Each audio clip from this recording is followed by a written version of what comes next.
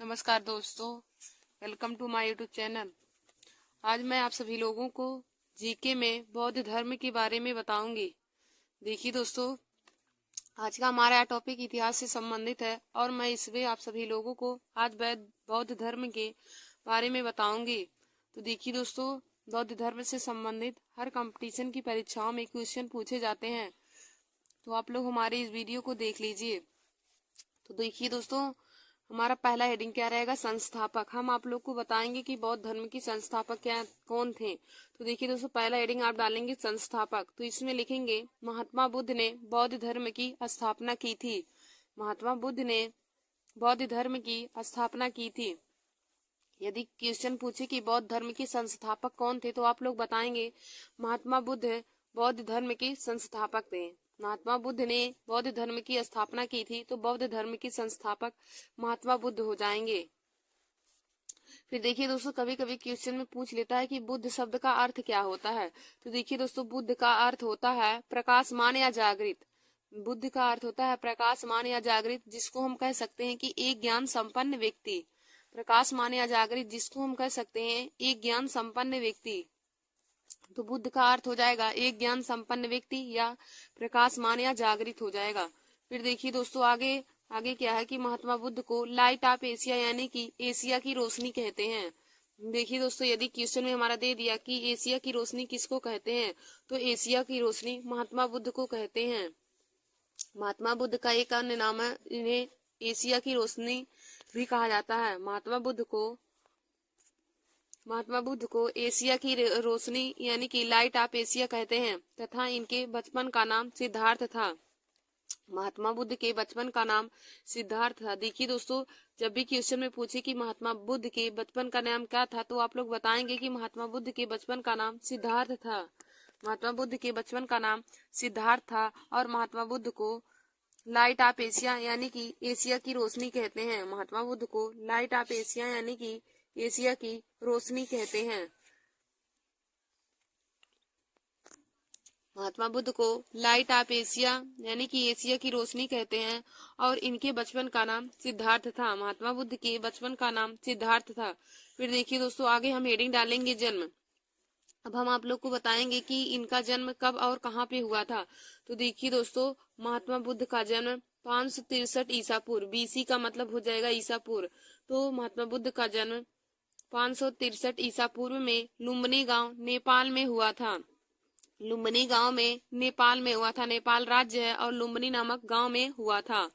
तो दोस्तों, महात्मा बुद्ध का जन्म 563 ईसा पूर्व में नेपाल राज्य के लुम्बिनी नामक गांव में हुआ था। नेपाल देश के लुम्बिनी नामक गांव में हुआ था। तो यदि पूछे कि महात्मा बुद्ध का जन्म कब और कहाँ हुआ था, तो आप लोग बताएंगे कि महात्मा बुद्ध का जन्म 563 ईसा पूर्व में नेपाल देश के लुम्बिनी नामक गांव में हुआ था। फिर देखिए दोस्तों, इनके पिता का नाम क्या था। तो महात्मा बुद्ध के पिता का नाम शुद्धोधन था। महात्मा बुद्ध के पिता का नाम शुद्धोधन था, जो शाक्य कुल के प्रधान थे। महात्मा बुद्ध के पिता का नाम शुद्धोधन था, जो शाक्य कुल के प्रधान थे। फिर देखिए दोस्तों, इनकी माता का नाम, तो माता का नाम इनके माया देवी था। इनकी माता का नाम माया देवी था, जो कोली गणराज की कन्या थी। इनकी माता का नाम माया देवी था, जो कोली गणराज की कन्या थी। फिर देखिए दोस्तों, हमारा अगला है कि और देखिए दोस्तों, जब महात्मा बुद्ध का जन्म हुआ था, तो उनके जन्म के बाद ही इनकी माता की मृत्यु हो गई थी। जब महात्मा बुद्ध का जन्म हुआ, तो उनके जन्म लेने के बाद इनकी माता माया देवी का मृत्यु हो गया था और इनका पालन पोषण, महात्मा बुद्ध का पालन पोषण इनकी मौसी ने, जिनका नाम प्रजापति गौतमी था, उन्हीं ने ही किया था। उनकी माता की मृत्यु होने के बाद महात्मा बुद्ध का पालन पोषण इनकी मौसी प्रजापति गौतमी ने किया था। फिर देखिए दोस्तों, इनका शादी किसके साथ हुआ था। तो इनका शादी यशोधरा के साथ हुआ था। इनका शादी यशोधरा के साथ हुआ था और इनके पुत्र का नाम राहुल था। इनका शादी यशोधरा के साथ हुआ था। इनके पुत्र का नाम राहुल था और इनके घोड़े का नाम कंथक था। तो कभी कभी घोड़े का नाम भी पूछ लेता है और पत्नी का नाम, पुत्र का नाम भी पूछ लेता है। तो आप लोग इन सभी बातों को अपनी कॉपी में नोट कर लीजिएगा। घोड़ा का नाम इनके कंथक था और इनके सारथी का नाम तो चन्ना था। सारथी का नाम चन्ना था। देखिए दोस्तों, हम पहले आप लोग को फिर से एक बार बताते हैं कि महात्मा बुद्ध बौद्ध धर्म के संस्थापक थे। बौद्ध धर्म के संस्थापक महात्मा बुद्ध थे। और बुद्ध का अर्थ क्या होता है? तो बुद्ध का अर्थ होता है प्रकाशमान या फिर जागृत, हम जिसे कह सकते हैं। बुद्ध का अर्थ होता है प्रकाशमान या जागृत, या फिर हम कह सकते हैं कि एक ज्ञान संपन्न व्यक्ति, जो ऐसा व्यक्ति हो जिसके पास ज्ञान संपूर्ण हो, जिसके पास जो ज्ञान से संपन्न हो। और देखिए दोस्तों, महात्मा बुद्ध को किस नाम से जाना जाता था? तो महात्मा बुद्ध के बचपन का नाम सिद्धार्थ था। महात्मा बुद्ध के बचपन का नाम सिद्धार्थ था और उनका नाम सिद्धार्थ तब तक रहा जब तक उन्हें ज्ञान की प्राप्ति नहीं हुई। देखिए दोस्तों, महात्मा बुद्ध को जब ज्ञान की प्राप्ति हुई तब इनका नाम बुद्ध पड़ा, लेकिन जब तक उन्हें ज्ञान की प्राप्ति नहीं हुई थी तो उससे पहले इनका नाम सिद्धार्थ था। लोग इन्हें सिद्धार्थ के नाम से ही जानते थे, और लेकिन जब उन्हें ज्ञान प्राप्त हुआ तभी से उनका नाम बुद्ध पड़ गया। और देखिए दोस्तों, महात्मा बुद्ध को लाइट ऑफ एशिया यानी कि एशिया की रोशनी के नाम से जाना जाता है। महात्मा बुद्ध को एशिया की रोशनी के नाम से भी जाना जाता है। और इनके बचपन का नाम सिद्धार्थ था। फिर देखिए दोस्तों, इनका जन्म कब हुआ? तो महात्मा बुद्ध का जन्म 563 ईसा पूर्व में लुम्बिनी गांव नेपाल में हुआ था। महात्मा बुद्ध का जन्म 563 ईसा पूर्व में लुम्बिनी गांव में नेपाल देश के लुम्बिनी नामक गांव में हुआ था। महात्मा बुद्ध का जन्म 563 ईसा पूर्व नेपाल देश के लुम्बिनी नामक गांव में हुआ था। फिर हम आगे देखेंगे पिता। तो इनके पिता का नाम शुद्धोधन था। महात्मा बुद्ध के पिता का नाम शुद्धोधन था, जो शाक्य कुल के प्रधान थे। देखिए दोस्तों, महात्मा बुद्ध के पिता का नाम शुद्धोधन था, जो शाक्य कुल के प्रधान थे। फिर हमारा अगला क्वेश्चन है, अगला है कि माता का नाम। तो महात्मा बुद्ध की माता का नाम माया देवी था। महात्मा बुद्ध की माता का नाम माया देवी था, जो कोली गरुड़ाज की कन्या थी। महात्मा बुद्ध की माता कोली गरुड़ाज की कन्या थी और इनका नाम माया देवी था। देखिए दोस्तों, जब महात्मा बुद्ध का जन्म हुआ तभी इनकी माता की मृत्यु हो गई, और माता की मृत्यु होने के बाद महात्मा बुद्ध का पालन पोषण इनकी मौसी ने, जिनका नाम प्रजापति गौतमी है, उन्होंने ही किया था।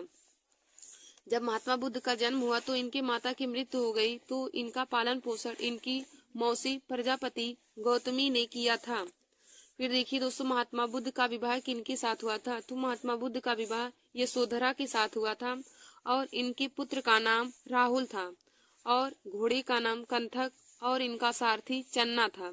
इनका सारथी चन्ना था। तो देखिए दोस्तों, कभी कभी कंपटीशन की परीक्षाओं में इनके सारथी का नाम भी पूछ लिया जाता है। तो जितना मैंने लिखाया है या जितना इस कॉपी में लिखा, आप लोग भी अपनी कॉपी में नोट कर लीजिएगा। फिर देखिए दोस्तों, अगला हेडिंग रहेगा गृह त्याग। अब हम देखेंगे कि महात्मा बुद्ध ने गृह त्याग कब और किस वर्ष में किया था। तो महात्मा बुद्ध ने 29 वर्ष की आयु में गृह त्याग किया था। महात्मा बुद्ध ने 29 वर्ष की आयु में गृह त्याग किया, यानी कि घर का त्याग उन्होंने 29 वर्ष की अवस्था में कर दिया था। और देखिए दोस्तों, बौद्ध धर्म में गृह त्याग की घटना को क्या कहते हैं? तो बौद्ध धर्म में गृह त्याग की घटना को महाभिनिष्कर्मण कहते हैं। बौद्ध धर्म में गृह त्याग की घटना को महाभिनिष्कर्मण कहते हैं। जब भी पूछे कि महात्मा बुद्ध ने गृह त्याग कितनी वर्ष की अवस्था में किया था, तो महात्मा बुद्ध ने 29 वर्ष की अवस्था में गृह त्याग किया था। और देखिए दोस्तों, बौद्ध धर्म में गृह त्याग की घटना को महाभिनिष्कर्मण के नाम से जाना जाता है। यदि कभी कंपटीशन की परीक्षाओं में पूछे कि बौद्ध धर्म में गृह त्याग की घटना को किस नाम से जाना जाता है, तो दोस्तों, बौद्ध धर्म में गृह त्याग की घटना को महाभिनिष्कर्मण नाम से जाना जाता है। फिर हमारा अगला है कि प्रथम गुरु। इनके प्रथम गुरु कौन थे? तो देखिए दोस्तों, महात्मा बुद्ध के प्रथम गुरु अलार कलाम थे। महात्मा बुद्ध के प्रथम गुरु अलार कलाम थे। फिर हमारा अगला है कि महात्मा बुद्ध को 6 वर्ष की तपस्या के पश्चात 35 वर्ष की आयु में बोध गया बिहार में ज्ञान की प्राप्ति हुई। महात्मा बुद्ध को 6 वर्ष की, उन्होंने 29 वर्ष की अवस्था में गृह त्याग किया था, और 6 वर्ष उसके बाद गृह त्याग करने के बाद वे 6 वर्ष तक तपस्या किए। उसके बाद देखिए दोस्तों, 6 वर्ष की तपस्या करने के बाद उन्हें 35 वर्ष की आयु में बिहार यानी कि बोधगया में ज्ञान की प्राप्ति हो गई। निरंजना नदी के किनारे पीपल वृक्ष के नीचे, निरंजना नदी के किनारे पीपल वृक्ष के नीचे इन्हें ज्ञान की प्राप्ति हुई थी। तो देखिए दोस्तों, महात्मा बुद्ध को 6 वर्ष की तपस्या के पश्चात 35 वर्ष की आयु में निरंजना नदी के किनारे पीपल वृक्ष के नीचे बिहार में ज्ञान की प्राप्ति हुई थी। यदि पूछे कि महात्मा बुद्ध को ज्ञान की प्राप्ति कहाँ हुई तो आप लोग बताएंगे बोध गया बिहार में। बोध गया जो बिहार में है, महात्मा बुद्ध को ज्ञान की प्राप्ति बोध गया में हुई थी। महात्मा बुद्ध को ज्ञान की प्राप्ति बोध गया में हुई। और यदि पूछे कि किस नदी के किनारे हुई थी तो निरंजना नदी के किनारे, निरंजना नदी के किनारे हुई थी। और पूछे कि किस वृक्ष के नीचे तो पीपल वृक्ष के नीचे। और देखिए दोस्तों, पीपल वृक्ष के नीचे इन्हें ज्ञान की प्राप्ति हुई, तभी से उस पीपल वृक्ष को बौद्ध वृक्ष के नाम से जाना जाता है। महात्मा बुद्ध को जब ज्ञान की प्राप्ति हुई तभी से उनका नाम बुद्ध पड़ गया, नहीं तो उससे पहले उनका नाम सिद्धार्थ के नाम से लोग उन्हें जानते थे। लेकिन जब उन्हें ज्ञान की प्राप्ति हुई उसके बाद लोग उन्हें बुद्ध के नाम से पुकारना शुरू कर दिए। और देखिए दोस्तों, इन्हें 35 वर्ष की आयु में ज्ञान की प्राप्ति हुई थी बोध गया में और निरंजना नदी के किनारे पीपल वृक्ष के नीचे। और दोस्तों, तभी से पीपल वृक्ष का नाम बौद्ध वृक्ष रख दिया गया। फिर देखिए दोस्तों, अगला हमारा है कि प्रथम उपदेश। महात्मा बुद्ध ने प्रथम उपदेश कहाँ दिया था? तो महात्मा बुद्ध ने प्रथम उपदेश सारनाथ में दिया था। महात्मा बुद्ध ने प्रथम उपदेश सारनाथ में दिया था। और प्रथम उपदेश को क्या कहा जाता है? तो प्रथम उपदेश को धर्म चक्र परिवर्तन के नाम से जाना जाता है। प्रथम उपदेश को धर्म चक्र परिवर्तन के नाम से जाना जाता है। और महात्मा बुद्ध ने प्रथम उपदेश सारनाथ में दिया था। तो देखिए दोस्तों, जो मैं इसमें हेडिंग डाल के लिखी हूँ इसके अंदर, तो आप लोग भी ऐसे अपने कॉपी में नोट कर लीजिएगा, क्योंकि यह बहुत ही महत्वपूर्ण है। तो इनसे संबंधित क्वेश्चन बहुत ही बार कंपटीशन की परीक्षाओं में पूछे जाते हैं, तो आप लोग इसे जरूर अपने कॉपी में नोट कर लीजिएगा।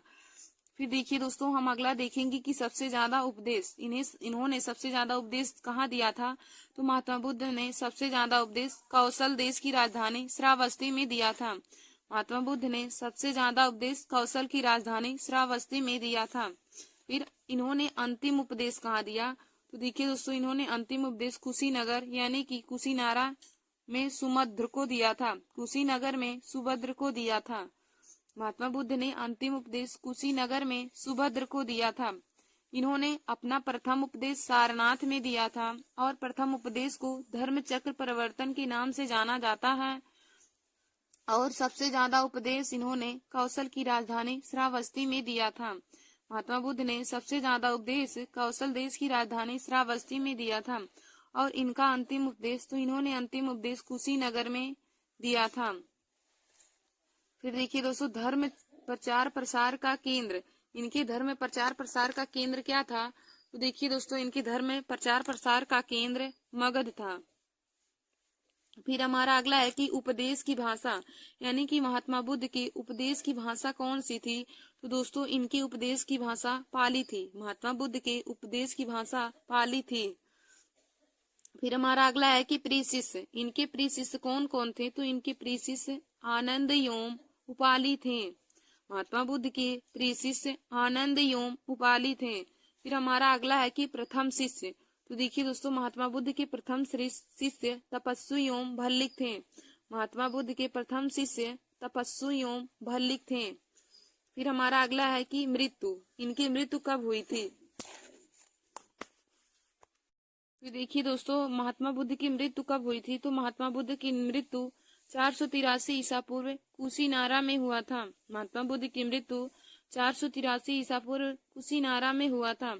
और देखिए दोस्तों, बौद्ध धर्म में मृत्यु की घटना को क्या कहा जाता है? तो बौद्ध धर्म में मृत्यु की घटना को महापरिनिर्वाण के नाम से जाना जाता है। बौद्ध धर्म में मृत्यु की घटना को महापरिनिर्वाण कहते हैं। तो दोस्तों, मैंने आप सभी लोगों को महात्मा बुद्ध के जीवन के बारे में बता दिया है। तो देखिए दोस्तों, उनका जन्म 563 ईसा पूर्व लुम्बिनी गांव नेपाल देश के लुम्बिनी नामक गांव में हुआ था। उनके पिता सुधोधन थे जो शाक्य कुल के प्रधान थे और माता उनकी माया देवी थी। और देखिए दोस्तों, जब उनका जन्म हुआ तो उनकी माता की मृत्यु हुई थी। उसके बाद उनका पालन पोषण उनकी मौसी ने प्रजापति गौतमी ने किया था। फिर उनका शादी यशोधरा के साथ हुआ था। उनके पुत्र का नाम राहुल था और उनके घोड़े का नाम कंथक था तथा सारथी का नाम चन्ना था। और फिर हम आगे देखेंगे कि गृह त्याग, तो महात्मा बुद्ध ने 29 वर्ष की अवस्था में गृह त्याग कर दिया था। और उनके प्रथम गुरु अलार कलाम थे। महात्मा बुद्ध को 6 वर्ष की तपस्या के पश्चात 35 वर्ष की आयु में बोध गया बिहार में ज्ञान की प्राप्ति हुई। और देखिए दोस्तों, निरंजना नदी के तट पर पीपल वृक्ष के नीचे महात्मा बुद्ध को ज्ञान की प्राप्ति निरंजना नदी के तट पर पीपल वृक्ष के नीचे हुआ था और बोध गया में हुआ था। और इन्होंने पहला उपदेश सारनाथ में दिया था। महात्मा बुद्ध ने अपना पहला उपदेश सारनाथ में दिया था। और देखिए दोस्तों, प्रथम उपदेश को धर्म चक्र प्रवर्तन के नाम से जाना जाता है। फिर उनके उपदेश की भाषा पाली थी और उनकी मृत्यु सन 483 ईसा पूर्व कुशीनारा में हुई थी। और देखिए दोस्तों, बौद्ध धर्म में मृत्यु की घटना को महापरिनिर्वाण के नाम से जाना जाता है। फिर देखिए दोस्तों, हमारा आगे है कि महात्मा बुद्ध बौद्ध धर्म में ज्ञान प्राप्ति की घटना क्या कहलाती है। तो बौद्ध धर्म में ज्ञान प्राप्ति की घटना को संबोधि के नाम से जाना जाता है। बौद्ध धर्म में ज्ञान प्राप्ति की घटना को क्या कहते हैं। तो बौद्ध धर्म में ज्ञान प्राप्ति की घटना को संबोधि के नाम से जाना जाता है। फिर देखिए दोस्तों, हमारा अगला है कि 4 दृश्य। महात्मा बुद्ध ने 4 दृश्य देखा था, जिसमें पहला है उन्होंने बूढ़ा व्यक्ति देखा, बीमार व्यक्ति देखा, मृत व्यक्ति देखा और सन्यासी व्यक्ति देखा। महात्मा बुद्ध के द्वारा देखे गए 4 दृश्य थे, जिनमें पहला हमारा है बूढ़ा व्यक्ति, दूसरा है बीमार व्यक्ति, तीसरा है मृत व्यक्ति और चौथा है सन्यासी व्यक्ति। फिर हम आगे देखेंगे कि महात्मा बुद्ध के जीवन से संबंधित प्रतीक। महात्मा बुद्ध के जीवन से संबंधित कौन कौन से प्रतीक हैं। तो देखिए दोस्तों, नंबर 1 है जन्म से। महात्मा बुद्ध के जन्म से संबंधित प्रतीक क्या है।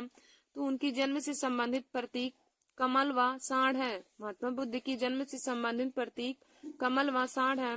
फिर देखिए दोस्तों, दूसरा है गृह त्याग से। तो उनके गृह त्याग से संबंधित प्रतीक घोड़ा है। फिर हमारा अगला है ज्ञान प्राप्ति से। तो उनकी ज्ञान प्राप्ति से संबंधित प्रतीक पीपल है। फिर हमारा अगला है निर्वाण से। तो निर्वाण से संबंधित प्रतीक है पद चिन्ह। फिर हमारा अगला है मृत्यु से। तो मृत्यु से संबंधित प्रतीक स्तूप है। मृत्यु से संबंधित प्रतीक स्तूप है। देखिए दोस्तों, महात्मा बुद्ध के जीवन से संबंधित कौन कौन से प्रतीक हैं। तो महात्मा बुद्ध के जीवन से संबंधित 5 प्रतीक हैं। नंबर 1 है जन्म से, नंबर 2 है गृह त्याग से, नंबर 3 है ज्ञान प्राप्ति से, नंबर 4 है निर्वाण से और नंबर 5 है मृत्यु से। तो देखिए दोस्तों, जन्म से संबंधित प्रतीक कमल व सांड है। जन्म से संबंधित प्रतीक कमल व सांड है। गृह त्याग से संबंधित प्रतीक घोड़ा है। ज्ञान प्राप्ति से संबंधित प्रतीक पीपल है और निर्वाण से संबंधित प्रतीक पद चिन्ह है और मृत्यु से संबंधित प्रतीक स्तूप है। तो यही पांचों प्रतीक उनकी जन्म से यानी कि उनके जीवन से संबंधित प्रतीक हैं। फिर दोस्तों, आगे आप लोग हेडिंग डाल लीजिए बौद्ध धर्म में त्रिरत्न। बौद्ध धर्म में त्रिरत्न कौन कौन से थे। तो दोस्तों, बौद्ध धर्म में त्रिरत्न थे। नंबर 1 है बुद्ध, नंबर 2 है धम्म, नंबर 3 है संघ। यही तीनों बौद्ध धर्म में त्रिरत्न है, बुद्ध, धम्म और संघ। बौद्ध धर्म में त्रिरत्न है बुद्ध, धम्म और संघ। धन्यवाद दोस्तों। ऐसे वीडियो को देखने के लिए आप सभी लोग हमारे YouTube channel Nancy Success classes को सब्सक्राइब कर लीजिए। तो दोस्तों, आज का हमारा यह टॉपिक इतिहास का था और हमने आप लोगों को आज बौद्ध धर्म के बारे में बताया।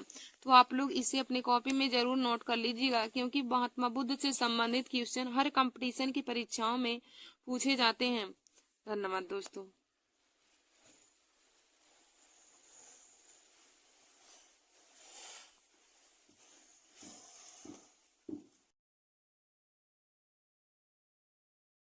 नमस्कार दोस्तों, welcome to my YouTube channel.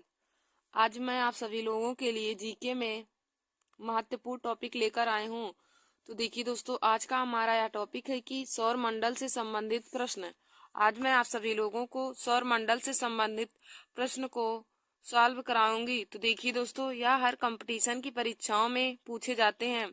SSC GD है, सीजीएल, यूपीपी है, RRB, NTPC, group D, railway और सभी कंपटीशन की परीक्षाओं में जीके के क्वेश्चन पूछे जाते हैं। तो देखिए दोस्तों, सौर मंडल से भी संबंधित क्वेश्चन हमारा हर बार ही कंपटीशन की परीक्षाओं में पूछे जाते हैं। तो देखिए दोस्तों, आज का हमारा यह वीडियो बहुत ही महत्वपूर्ण है। तो मैं आप सभी लोगों को सौर मंडल से संबंधित प्रश्न आप लोगों को बताऊंगी कि सौर मंडल से संबंधित कौन कौन से प्रश्न कंपटीशन की परीक्षाओं में पूछे जाते हैं। तो दोस्तों, आप लोग हमारे इस वीडियो को पूरा जरूर देख लीजिएगा और इसको अपने कॉपी में नोट कर लीजिएगा। तो देखिए दोस्तों, हमारा यहाँ पे पहला क्वेश्चन दिया है कि सौर मंडल की खोजकर्ता कौन किए थे? तो सौर मंडल की खोजकर्ता है कापरनिकस। सौर मंडल की खोजकर्ता कौन है? तो देखिए दोस्तों, सौर मंडल की खोजकर्ता कापरनिकस है। तो इसका राइट आंसर हो जाएगा कापरनिकस। फिर हमारा अगला क्वेश्चन है कि सौर मंडल में सबसे बड़ा ग्रह कौन है? सौर मंडल में सबसे बड़ा ग्रह कौन है? तो देखिए दोस्तों, सौर मंडल में सबसे बड़ा ग्रह बृहस्पति है। सौर मंडल में या सौर मंडल का सबसे बड़ा ग्रह बृहस्पति है। और सौर मंडल का सबसे छोटा ग्रह पूछे तो सबसे छोटा ग्रह बुध होता है और सबसे बड़ा ग्रह बृहस्पति होता है। सौर मंडल का सबसे बड़ा ग्रह बृहस्पति और सबसे छोटा ग्रह बुध होता है। फिर हमारा अगला क्वेश्चन है कि भोर का तारा किस ग्रह को कहा जाता है? भोर का तारा किस ग्रह को कहा जाता है? तो दोस्तों, भोर का तारा शुक्र ग्रह को कहा जाता है। भोर का तारा शुक्र ग्रह को कहा जाता है। फिर हमारा अगला क्वेश्चन है कि सबसे अधिक उपग्रह वाला ग्रह कौन है? सबसे अधिक उपग्रह वाला ग्रह कौन है? तो देखिए दोस्तों, सबसे अधिक उपग्रह वाला ग्रह बृहस्पति है। सबसे अधिक उपग्रह वाला ग्रह बृहस्पति है। फिर हमारा अगला क्वेश्चन है कि सबसे छोटा ग्रह कौन है? सबसे छोटा ग्रह कौन है? तो देखिए दोस्तों, हमने आप लोगों को अभी बताया कि सबसे छोटा ग्रह बुध ग्रह है। सबसे छोटा ग्रह बुध ग्रह है और सबसे बड़ा ग्रह बृहस्पति ग्रह है। और सबसे अधिक उपग्रह वाला ग्रह बृहस्पति है। सबसे अधिक उपग्रह वाला ग्रह बृहस्पति है। फिर दोस्तों, हमारा आगे क्वेश्चन है कि सूर्य से पृथ्वी की दूरी कितनी है? सूर्य से पृथ्वी की दूरी कितनी है? तो देखिए दोस्तों, सूर्य से पृथ्वी की दूरी 149 मिलियन किलोमीटर है। सूर्य से पृथ्वी की दूरी 149 मिलियन किलोमीटर है। फिर हमारा अगला क्वेश्चन है कि नीला ग्रह किस ग्रह को कहते हैं? नीला ग्रह किसे कहते हैं? तो देखिए दोस्तों, नीला ग्रह पृथ्वी ग्रह को कहते हैं। नीला ग्रह किस ग्रह को कहते हैं? तो नीला ग्रह पृथ्वी ग्रह को कहते हैं।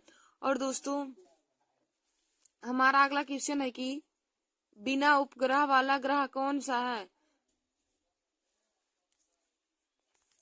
फिर देखिए दोस्तों, हमारा अगला क्वेश्चन है कि बिना उपग्रह वाला ग्रह कौन सा है? बिना उपग्रह वाला ग्रह कौन सा है? तो देखिए दोस्तों, बिना उपग्रह वाला ग्रह बुध व शुक्र है। बिना उपग्रह वाला ग्रह बुध एवं शुक्र है। फिर हमारा अगला क्वेश्चन है कि पृथ्वी का उपग्रह कौन है? तो देखिए दोस्तों, पृथ्वी का उपग्रह चंद्रमा है। चंद्रमा पृथ्वी का उपग्रह है। यदि पूछे कि जीवाश्म ग्रह किस ग्रह को कहते हैं? तो दोस्तों, जीवाश्म ग्रह चंद्रमा को ही कहते हैं। हमसे पूछे कि जीवाश्म ग्रह किसे कहते हैं? तो जीवाश्म ग्रह चंद्रमा को ही कहते हैं। और पृथ्वी का उपग्रह भी चंद्रमा है। यदि क्वेश्चन में पूछे कि नीला ग्रह किसे कहते हैं? तो दोस्तों, नीला ग्रह पृथ्वी को कहते हैं। नीला ग्रह पृथ्वी है और पृथ्वी का उपग्रह चंद्रमा है। पृथ्वी का उपग्रह पूछे तो पृथ्वी का उपग्रह चंद्रमा है।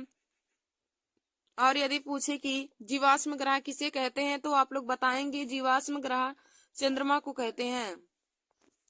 फिर हमारा अगला क्वेश्चन है कि सूर्य से सबसे दूर स्थित ग्रह कौन सा है? सूर्य से सबसे दूर स्थित ग्रह कौन सा है? तो देखिए दोस्तों, सूर्य से सबसे दूर स्थित ग्रह नेपच्यून है।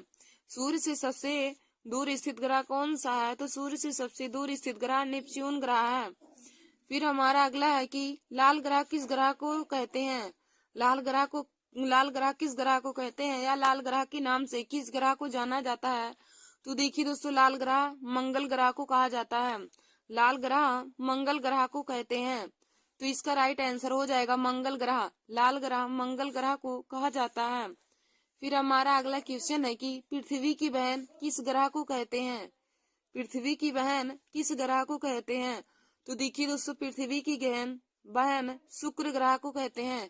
पृथ्वी की बहन किस ग्रह को कहते हैं? तो दोस्तों, पृथ्वी की बहन शुक्र ग्रह को कहते हैं। फिर हमारा अगला क्वेश्चन दिया है कि पृथ्वी की पड़ोसी ग्रह कौन सी है? पृथ्वी की पड़ोसी ग्रह कौन सी है?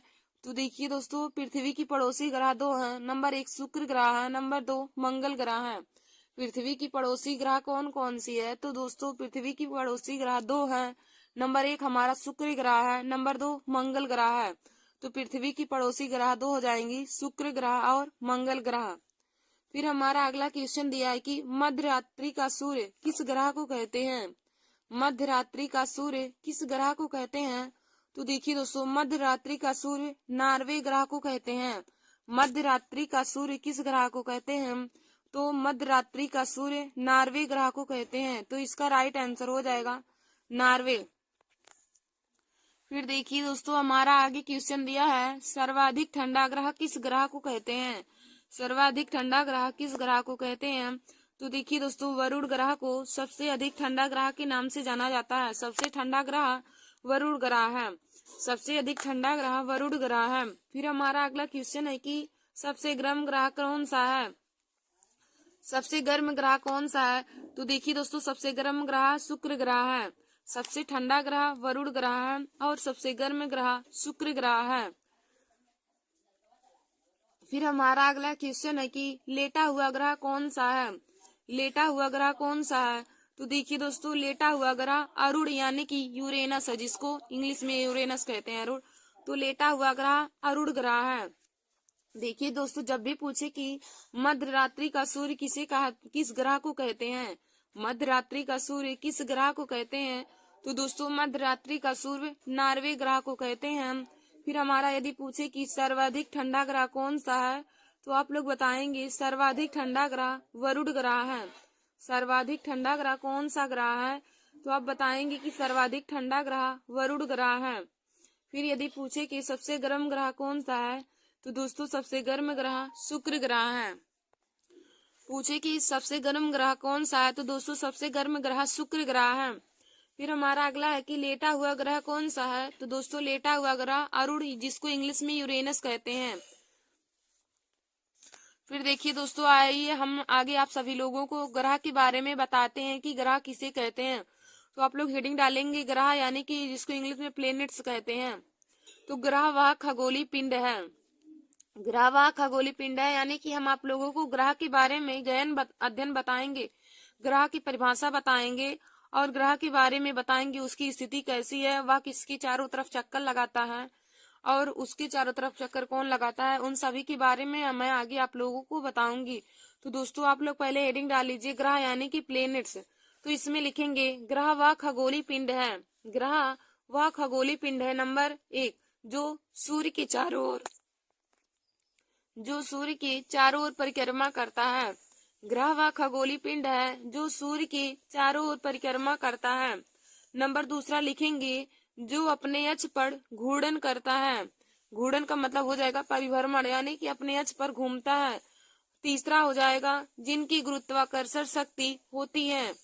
जिनकी गुरुत्वाकर्षण शक्ति होती है। फिर हमारा चौथा हो जाएगा कि जिनके पास स्वयं का प्रकाश नहीं होता है बल्कि यह अपने निकट तारों के प्रकाश से चमकते हैं। देखिए दोस्तों, ग्रहों में प्रकाश नहीं होता है, ग्रहों में अपना स्वयं का प्रकाश नहीं होता है, बल्कि वह अपने चारों ओर स्थित तारों की प्रकाश से चमकते हैं। फिर हमारा अगला है कि जो अपने निश्चित पथ पर दूसरे ग्रह के पथ को क्रॉस नहीं करेगा, यह अपने निश्चित पथ पर दूसरे ग्रह के पथ को क्रॉस नहीं करता है। देखिए दोस्तों, ग्रह क्या होते हैं, तो हम इसमें लिखेंगे नंबर 1 ग्रह वह खगोलीय पिंड है जो सूर्य के चारों ओर परिक्रमा करता है। देखिए दोस्तों, ग्रह वह खगोलीय पिंड होता है जो सूर्य के चारों ओर परिक्रमा करता है, यानी कि सूर्य के चारों ओर चक्कर लगाता है। और नंबर दूसरा हो जाएगा कि जो अपने अक्ष पर घूर्णन करता है, यानी कि अपने अक्ष पर घूमता है। फिर हमारा अगला हो जाएगा कि जिनकी गुरुत्वाकर्षण शक्ति होती है। जिनकी गुरुत्वाकर्षण शक्ति होती है। फिर नंबर 4 हमारा हो जाएगा कि जिनके पास स्वयं का प्रकाश नहीं होता है। जिनके पास स्वयं का प्रकाश नहीं होता है, बल्कि ये अपने निकट उपस्थित तारों के प्रकाश से चमकते हैं। देखिए दोस्तों, ग्रहों में अपना प्रकाश नहीं होता है, बल्कि ये अपने निकट स्थित तारों के प्रकाश से चमकते हैं। फिर हमारा अगला हो जाएगा कि जो अपने निश्चित पथ पर दूसरे ग्रहों के पथ को क्रॉस नहीं करते हैं। फिर देखिए दोस्तों, आगे हमने फिगर बनाया है यहाँ पे ग्रहों। तो ग्रह 8 प्रकार के होते हैं। नंबर 1 बुध ग्रह, शुक्र ग्रह, पृथ्वी ग्रह, मंगल ग्रह। बुध ग्रह, शुक्र ग्रह, पृथ्वी ग्रह, मंगल ग्रह। और यह देखिए दोस्तों, यह चारों ग्रह हमारा सूर्य के सबसे नजदीक होते हैं। तो सूर्य के सबसे नजदीक बुध है, फिर शुक्र, पृथ्वी, फिर मंगल। फिर देखिए दोस्तों, इधर हमारा फिर बृहस्पति, शनि, अरुण और वरुण, यह सभी 8 प्रकार के ग्रह होते हैं। यदि ग्रह पूछे कि सौर मंडल में कितने ग्रह होते हैं, तो देखिए दोस्तों, पहले हमारा 9 ग्रह था, लेकिन वर्तमान में हमारा 7 ग्रह हो गया है, 8 ग्रह। तो हमारा है बुध, शुक्र, पृथ्वी, मंगल, बृहस्पति, शनि, अरुण और वरुण ग्रह। देखिए दोस्तों, हमारा पहला है बुध ग्रह, दूसरा है शुक्र ग्रह, तीसरा पृथ्वी ग्रह, चौथा मंगल ग्रह, पांचवा बृहस्पति ग्रह, छठवां शनि ग्रह, सातवां अरुण ग्रह और आठवां हमारा वरुण ग्रह है।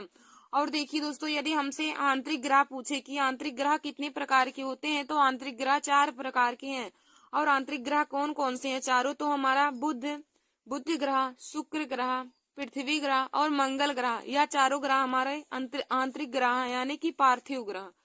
चारों ग्रह हमारे आंतरिक ग्रह हैं, बुध ग्रह, शुक्र ग्रह, पृथ्वी ग्रह और मंगल ग्रह, यह सभी चारों हमारे आंतरिक ग्रह हैं।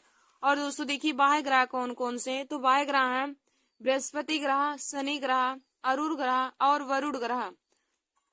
अरुण ग्रह और वरुण ग्रह यह बाह्य ग्रह हैं। तो 4 प्रकार के आंतरिक ग्रह हैं और 4 प्रकार के बाह्य ग्रह हैं, जिनको हम पार्थिव ग्रह और जोवियन ग्रह भी कहते हैं।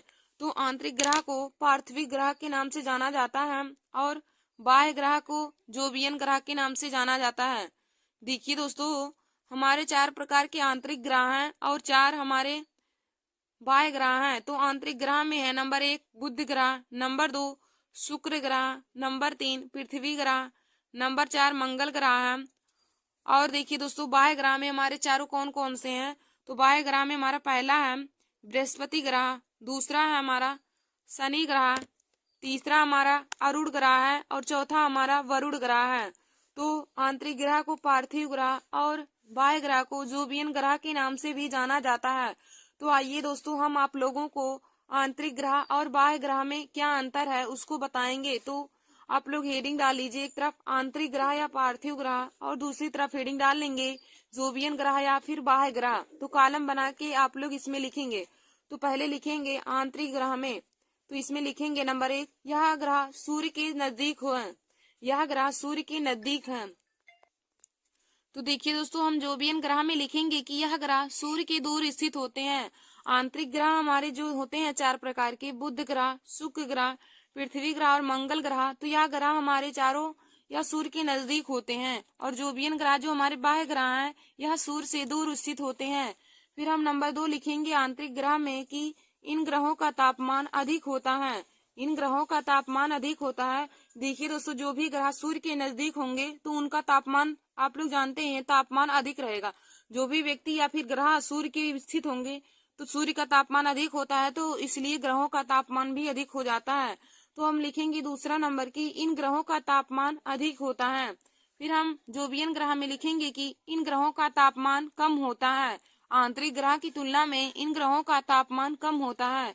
फिर हम तीसरा लिखेंगे कि सौर पवन के कारण धूल कण व गैस की मात्रा कम पाई जाती है। सौर पवन के कारण इन ग्रहों में धूल कण व गैस की मात्रा कम पाई जाती है। फिर देखिए दोस्तों, हम जोवियन ग्रह में लिखेंगे कि सौर पवन न होने के कारण गैस की मात्रा व धूल कण अधिक होते हैं। सौर पवन न होने के कारण गैस की मात्रा व धूल के कण अधिक होते हैं।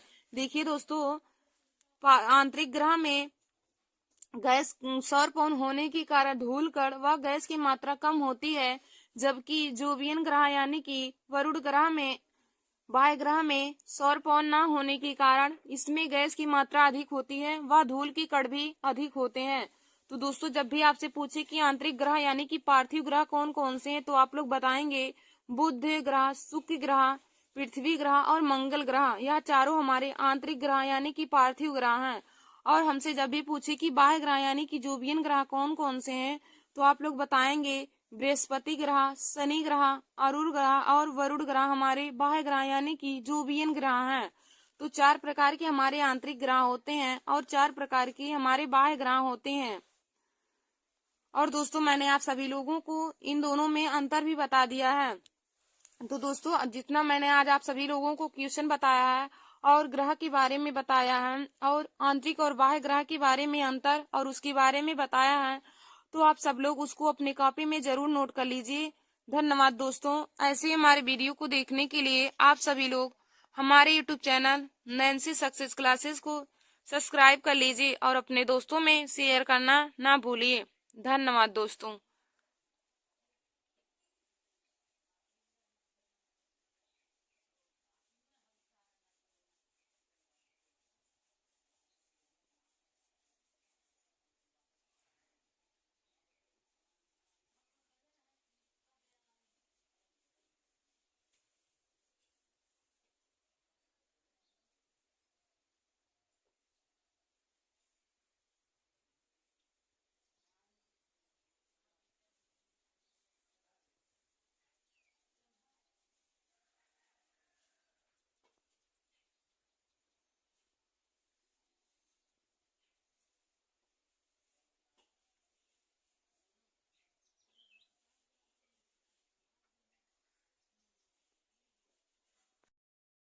नमस्कार दोस्तों, welcome to my YouTube channel.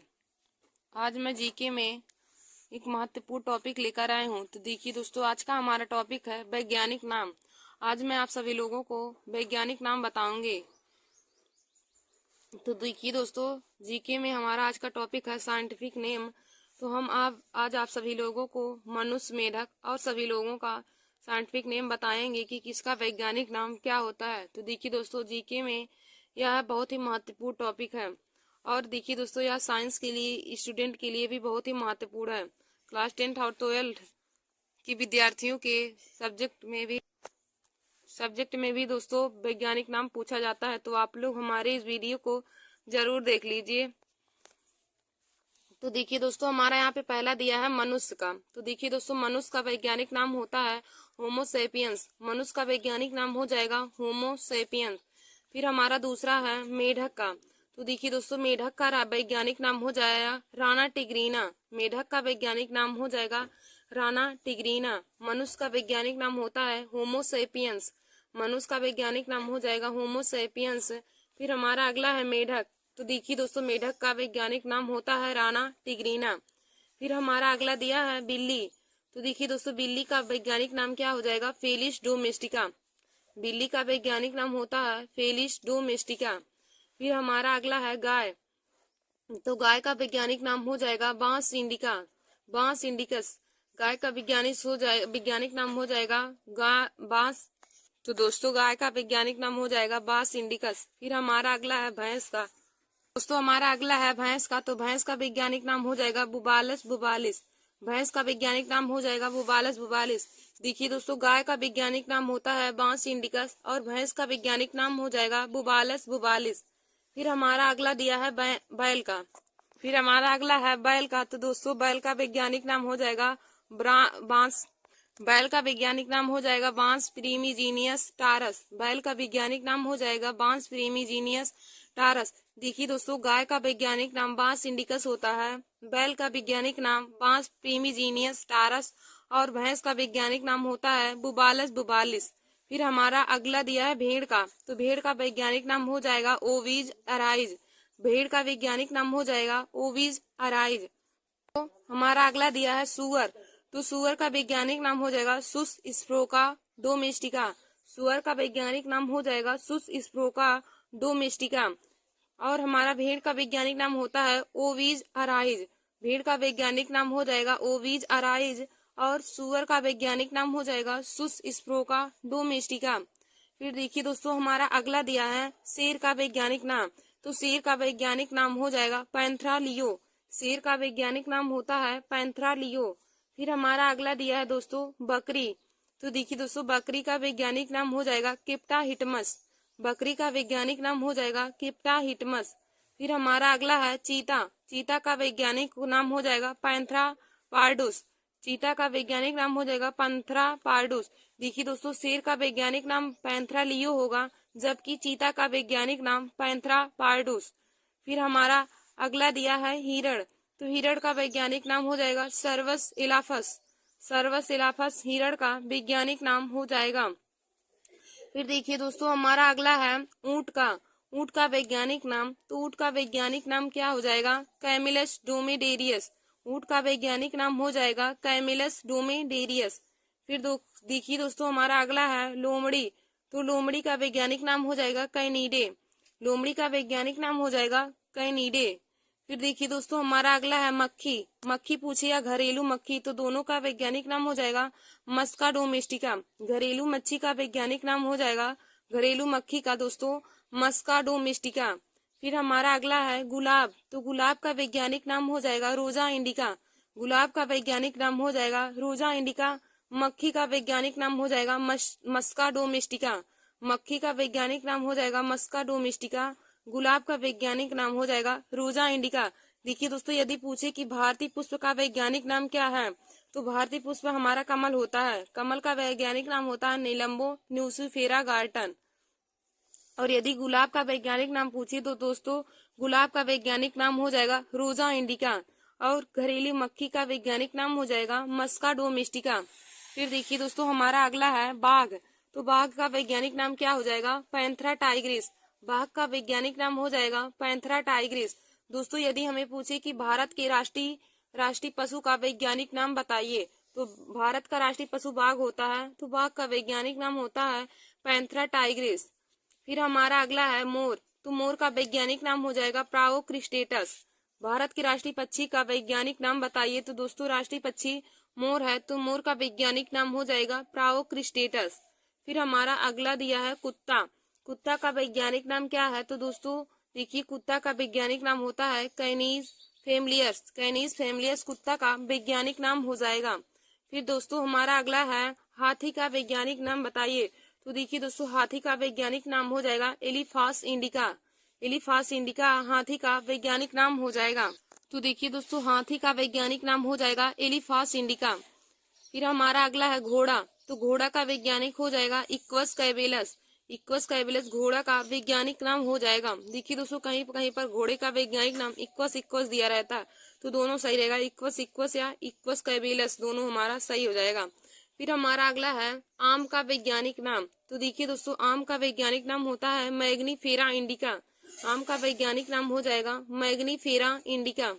फिर हमारा अगला है धान का वैज्ञानिक नाम। तो देखिए दोस्तों धान का वैज्ञानिक नाम होता है ऑरिजया सेटिवाट। धान का वैज्ञानिक नाम दोस्तों हमारा अगला दिया है धान का वैज्ञानिक नाम। तो देखिए धान का वैज्ञानिक नाम हो जाएगा ऑरिजया सेटिवाट। फिर हमारा अगला दिया है गेहूं। तो गेहूं का वैज्ञानिक नाम हो जाएगा ट्रिटिकम एस्टिवियम। गेहूं का वैज्ञानिक हो जाएगा नाम ट्रिटिकम एस्टिवियम।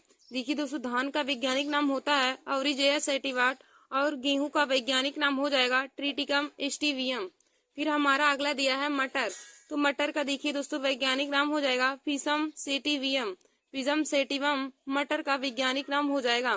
देखिए दोस्तों यदि पूछे कि मेंडल ने प्रयोग के लिए सबसे पहले किस पौधे का प्रयोग किया था, तो मेंडल ने सबसे पहले प्रयोग मटर के पौधे पर किया था और मटर के पौधे का वैज्ञानिक नाम यानी कि मटर का वैज्ञानिक नाम हो जाएगा फिजम सेटिवियम। फिर हमारा अगला है सरसों। तो सरसों का वैज्ञानिक नाम हो जाएगा ब्रेसिका कम्पेस्ट रेज। हमारा अगला है दोस्तों सरसों। तो सरसों का वैज्ञानिक नाम हो जाएगा ब्रेसिका कम्पेस्ट रेज। फिर देखिए दोस्तों हमारा अगला है कमल। तो कमल का वैज्ञानिक नाम हो जाएगा नीलम्बो न्यूसिफेरा गार्टन। देखिए दोस्तों कमल का वैज्ञानिक नाम हो जाएगा नीलम्बो न्यूसिफेरा गार्टन। फिर हमारा अगला दिया है बरगद। तो बरगद का वैज्ञानिक नाम हो जाएगा फाइकस बेंथालेंसिस। बरगद का वैज्ञानिक नाम हो जाएगा फाइकस बेंथालेंसिस। फिर दोस्तों हमारा अगला है प्याज। तो प्याज का वैज्ञानिक नाम हो जाएगा आलियम सीपिया। प्याज का वैज्ञानिक नाम हो जाएगा आलियम सीपिया। देखिए दोस्तों फिर हमारा अगला दिया है मक्का। तो मक्का का वैज्ञानिक नाम हो जाएगा जिया मेज। मक्का का वैज्ञानिक नाम होता है जिया मेज। फिर हमारा अगला दिया है अंगूर। तो अंगूर का वैज्ञानिक नाम हो जाएगा वीटियम। तो दोस्तों देखिए हम आप लोगों को एक बार फिर से वैज्ञानिक नाम बता देते हैं। दोस्तों आप इसे अपनी कॉपी में जरूर नोट कर लीजिए। वैज्ञानिक नाम हर कंपटीशन की परीक्षाओं में भी पूछे जाते हैं और यह बायो वाले स्टूडेंट के लिए भी बहुत ही महत्वपूर्ण होता है। जो क्लास 11th और 12th में होते हैं उनके लिए भी उनकी सब्जेक्ट में भी दिया रहता है और वैज्ञानिक नाम पेपर में भी पूछा जाता है। तो देखिए दोस्तों हमारा पहला है मनुष्य का। तो मनुष्य का वैज्ञानिक नाम होता है होमो सेपियंस। मनुष्य का वैज्ञानिक नाम होता है होमो सेपियंस। फिर हमारा अगला है मेढक। तो मेढक का वैज्ञानिक नाम हो जाएगा राना टिग्रीना। मेढक का वैज्ञानिक नाम हो जाएगा राना टिग्रीना। फिर हमारा अगला है बिल्ली। तो देखिए दोस्तों बिल्ली का वैज्ञानिक नाम हो जाएगा फेलिस डोमेस्टिका। बिल्ली का वैज्ञानिक नाम हो जाएगा फेलिस डोमेस्टिका। फिर हमारा अगला है गाय। तो गाय का वैज्ञानिक नाम हो जाएगा बांस इंडिकस। गाय का वैज्ञानिक नाम हो जाएगा बांस इंडिकस। फिर हमारा अगला है भैंस। तो देखिए दोस्तों भैंस का वैज्ञानिक नाम हो जाएगा बुबालस बुबालिस। भैंस का वैज्ञानिक नाम हो जाएगा बुबालस बुबालिस।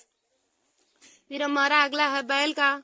तो देखिए दोस्तों बैल का वैज्ञानिक नाम हो जाएगा बांस प्रीमिजीनियस टारस। बैल का वैज्ञानिक नाम हो जाएगा बांस प्रीमिजीनियस टारस। फिर हमारा अगला क्वेश्चन है भेड़ का वैज्ञानिक नाम। तो देखिए दोस्तों भेड़ का वैज्ञानिक नाम हो जाएगा ओविज अराइज।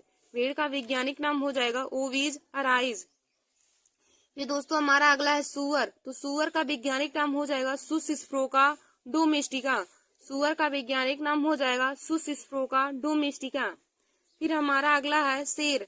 तो देखिए दोस्तों शेर का वैज्ञानिक नाम हो जाएगा पैंथरा लियो। शेर का वैज्ञानिक नाम हो जाएगा पैंथरा लियो। फिर हमारा अगला है बकरी। तो देखिए दोस्तों बकरी का वैज्ञानिक नाम हो जाएगा केप्टा हिटमस। बकरी का वैज्ञानिक नाम हो जाएगा केप्टा हिटमस। फिर हमारा अगला है चीता। तो चीता का वैज्ञानिक नाम हो जाएगा पैंथरा पाइडस। पैंथरा पार्डुस हमारा चीता का वैज्ञानिक नाम हो जाएगा। फिर हमारा अगला दिया है हिरण। तो हिरण का वैज्ञानिक नाम हो जाएगा सर्वस इलाफस। सर्वस इलाफस भेड़ का हिरण का वैज्ञानिक नाम हो जाएगा। फिर देखिए दोस्तों हमारा अगला है ऊंट। तो ऊंट का वैज्ञानिक नाम हो जाएगा कैमिलस डोमेडेरियस। ऊंट का वैज्ञानिक नाम हो जाएगा कैमिलस डोमेडेरियस। फिर दोस्तों हमारा अगला है लोमड़ी। अगला हमारा लोमड़ी है। तो लोमड़ी का वैज्ञानिक नाम हो जाएगा कैनीडे। लोमड़ी का वैज्ञानिक नाम हो जाएगा कैनीडे। फिर हमारा अगला है घरेलू मक्खी। तो देखिए दोस्तों घरेलू मक्खी का वैज्ञानिक नाम होता है मस्का डोमेस्टिका। घरेलू मक्खी का वैज्ञानिक नाम हो जाएगा मस्का डोमेस्टिका। फिर हमारा अगला है गुलाब। तो गुलाब का वैज्ञानिक नाम हो जाएगा रोजा इंडिका।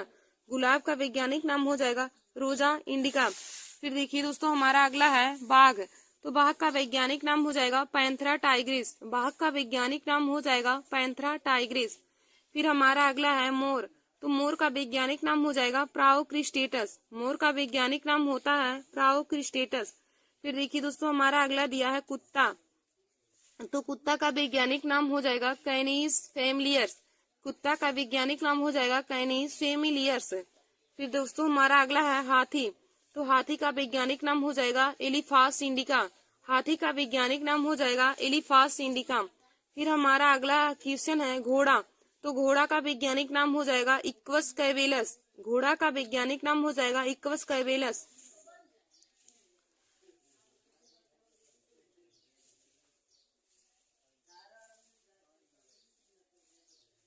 फिर देखिए दोस्तों हमारा अगला है आम। तो आम का वैज्ञानिक नाम क्या हो जाएगा मैग्नीफेरा इंडिका। हमारा अगला आम दिया है। तो आम का वैज्ञानिक नाम हो जाएगा मैग्नीफेरा इंडिका। देखिए दोस्तों आम का वैज्ञानिक नाम होता है मैग्नीफेरा इंडिका। फिर हमारा अगला है धान। तो धान का वैज्ञानिक नाम हो जाएगा ओरिजेया सेटिवाट। धान का वैज्ञानिक नाम हो जाएगा ओरिजेया सेटिवाट। फिर हमारा अगला है गेहूं। तो गेहूं का वैज्ञानिक नाम हो जाएगा ट्रिटिकम एस्टिवियम। गेहूं का वैज्ञानिक नाम हो जाएगा ट्रिटिकम एस्टिवियम। फिर देखिए दोस्तों हमारा अगला है मटर। तो मटर का वैज्ञानिक नाम हो जाएगा पिजम सेटिवियम। मटर का वैज्ञानिक नाम हो जाएगा पिजम सेटिवियम। फिर देखिए दोस्तों हमारा अगला है सरसों। हमारा अगला सरसों दिया है। तो सरसों का वैज्ञानिक नाम हो जाएगा ब्रेसिका कंपेस्ट्रीज। सरसों का वैज्ञानिक नाम हो जाएगा ब्रेसिका कंपेस्ट्रीज। फिर देखिए दोस्तों हमारा अगला है कमल। तो कमल का वैज्ञानिक नाम क्या हो जाएगा नीलम्बो न्यूसीफेरा गार्टन। कमल का वैज्ञानिक नाम हो जाएगा नीलम्बो न्यूसीफेरा गार्टन। देखिए दोस्तों यदि हमें पूछे कि भारत की राष्ट्रीय पुष्प का वैज्ञानिक नाम बताइए तो भारत का राष्ट्रीय पुष्प कमल होता है। तो कमल का वैज्ञानिक नाम हम बताएंगे नीलम्बो न्यूसीफेरा गार्टन। फिर देखिए दोस्तों हमारा अगला दिया है बरगद। तो बरगद का वैज्ञानिक नाम क्या हो जाएगा फाइकस बेंथालेंसिस। बरगद का वैज्ञानिक नाम हो जाएगा फाइकस बेंथालेंसिस। यदि पूछे कि भारत के राष्ट्रीय वृक्ष का वैज्ञानिक नाम बताइए तो भारत का राष्ट्रीय वृक्ष बरगद होता है और बरगद का वैज्ञानिक नाम हो जाएगा फाइकस बेंथालेंसिस। फिर दोस्तों हमारा अगला है प्याज। प्याज का वैज्ञानिक नाम। तो देखिए दोस्तों प्याज का वैज्ञानिक नाम आलियम सीपिया होता है। प्याज का वैज्ञानिक नाम होता है आलियम सीपिया। फिर हमारा अगला है मक्का, तो मक्का का वैज्ञानिक नाम हो जाएगा जिया मेज। मक्का का वैज्ञानिक नाम हो जाएगा दोस्तों जिया मेज। फिर हमारा अगला है और आज का लास्ट है अंगूर, तो अंगूर का वैज्ञानिक नाम विटियम होता है। अंगूर का वैज्ञानिक नाम विटियम होता है। धन्यवाद दोस्तों। देखिए आज हमने आप सभी लोगों को जीके में वैज्ञानिक नाम बताया है कि किस चीज का वैज्ञानिक नाम क्या होता है। तो दोस्तों आप लोग इसे अपनी कॉपी में जरूर याद कर लीजिए और इसे याद करके अपने कॉपी में जरूर लिख लीजिएगा।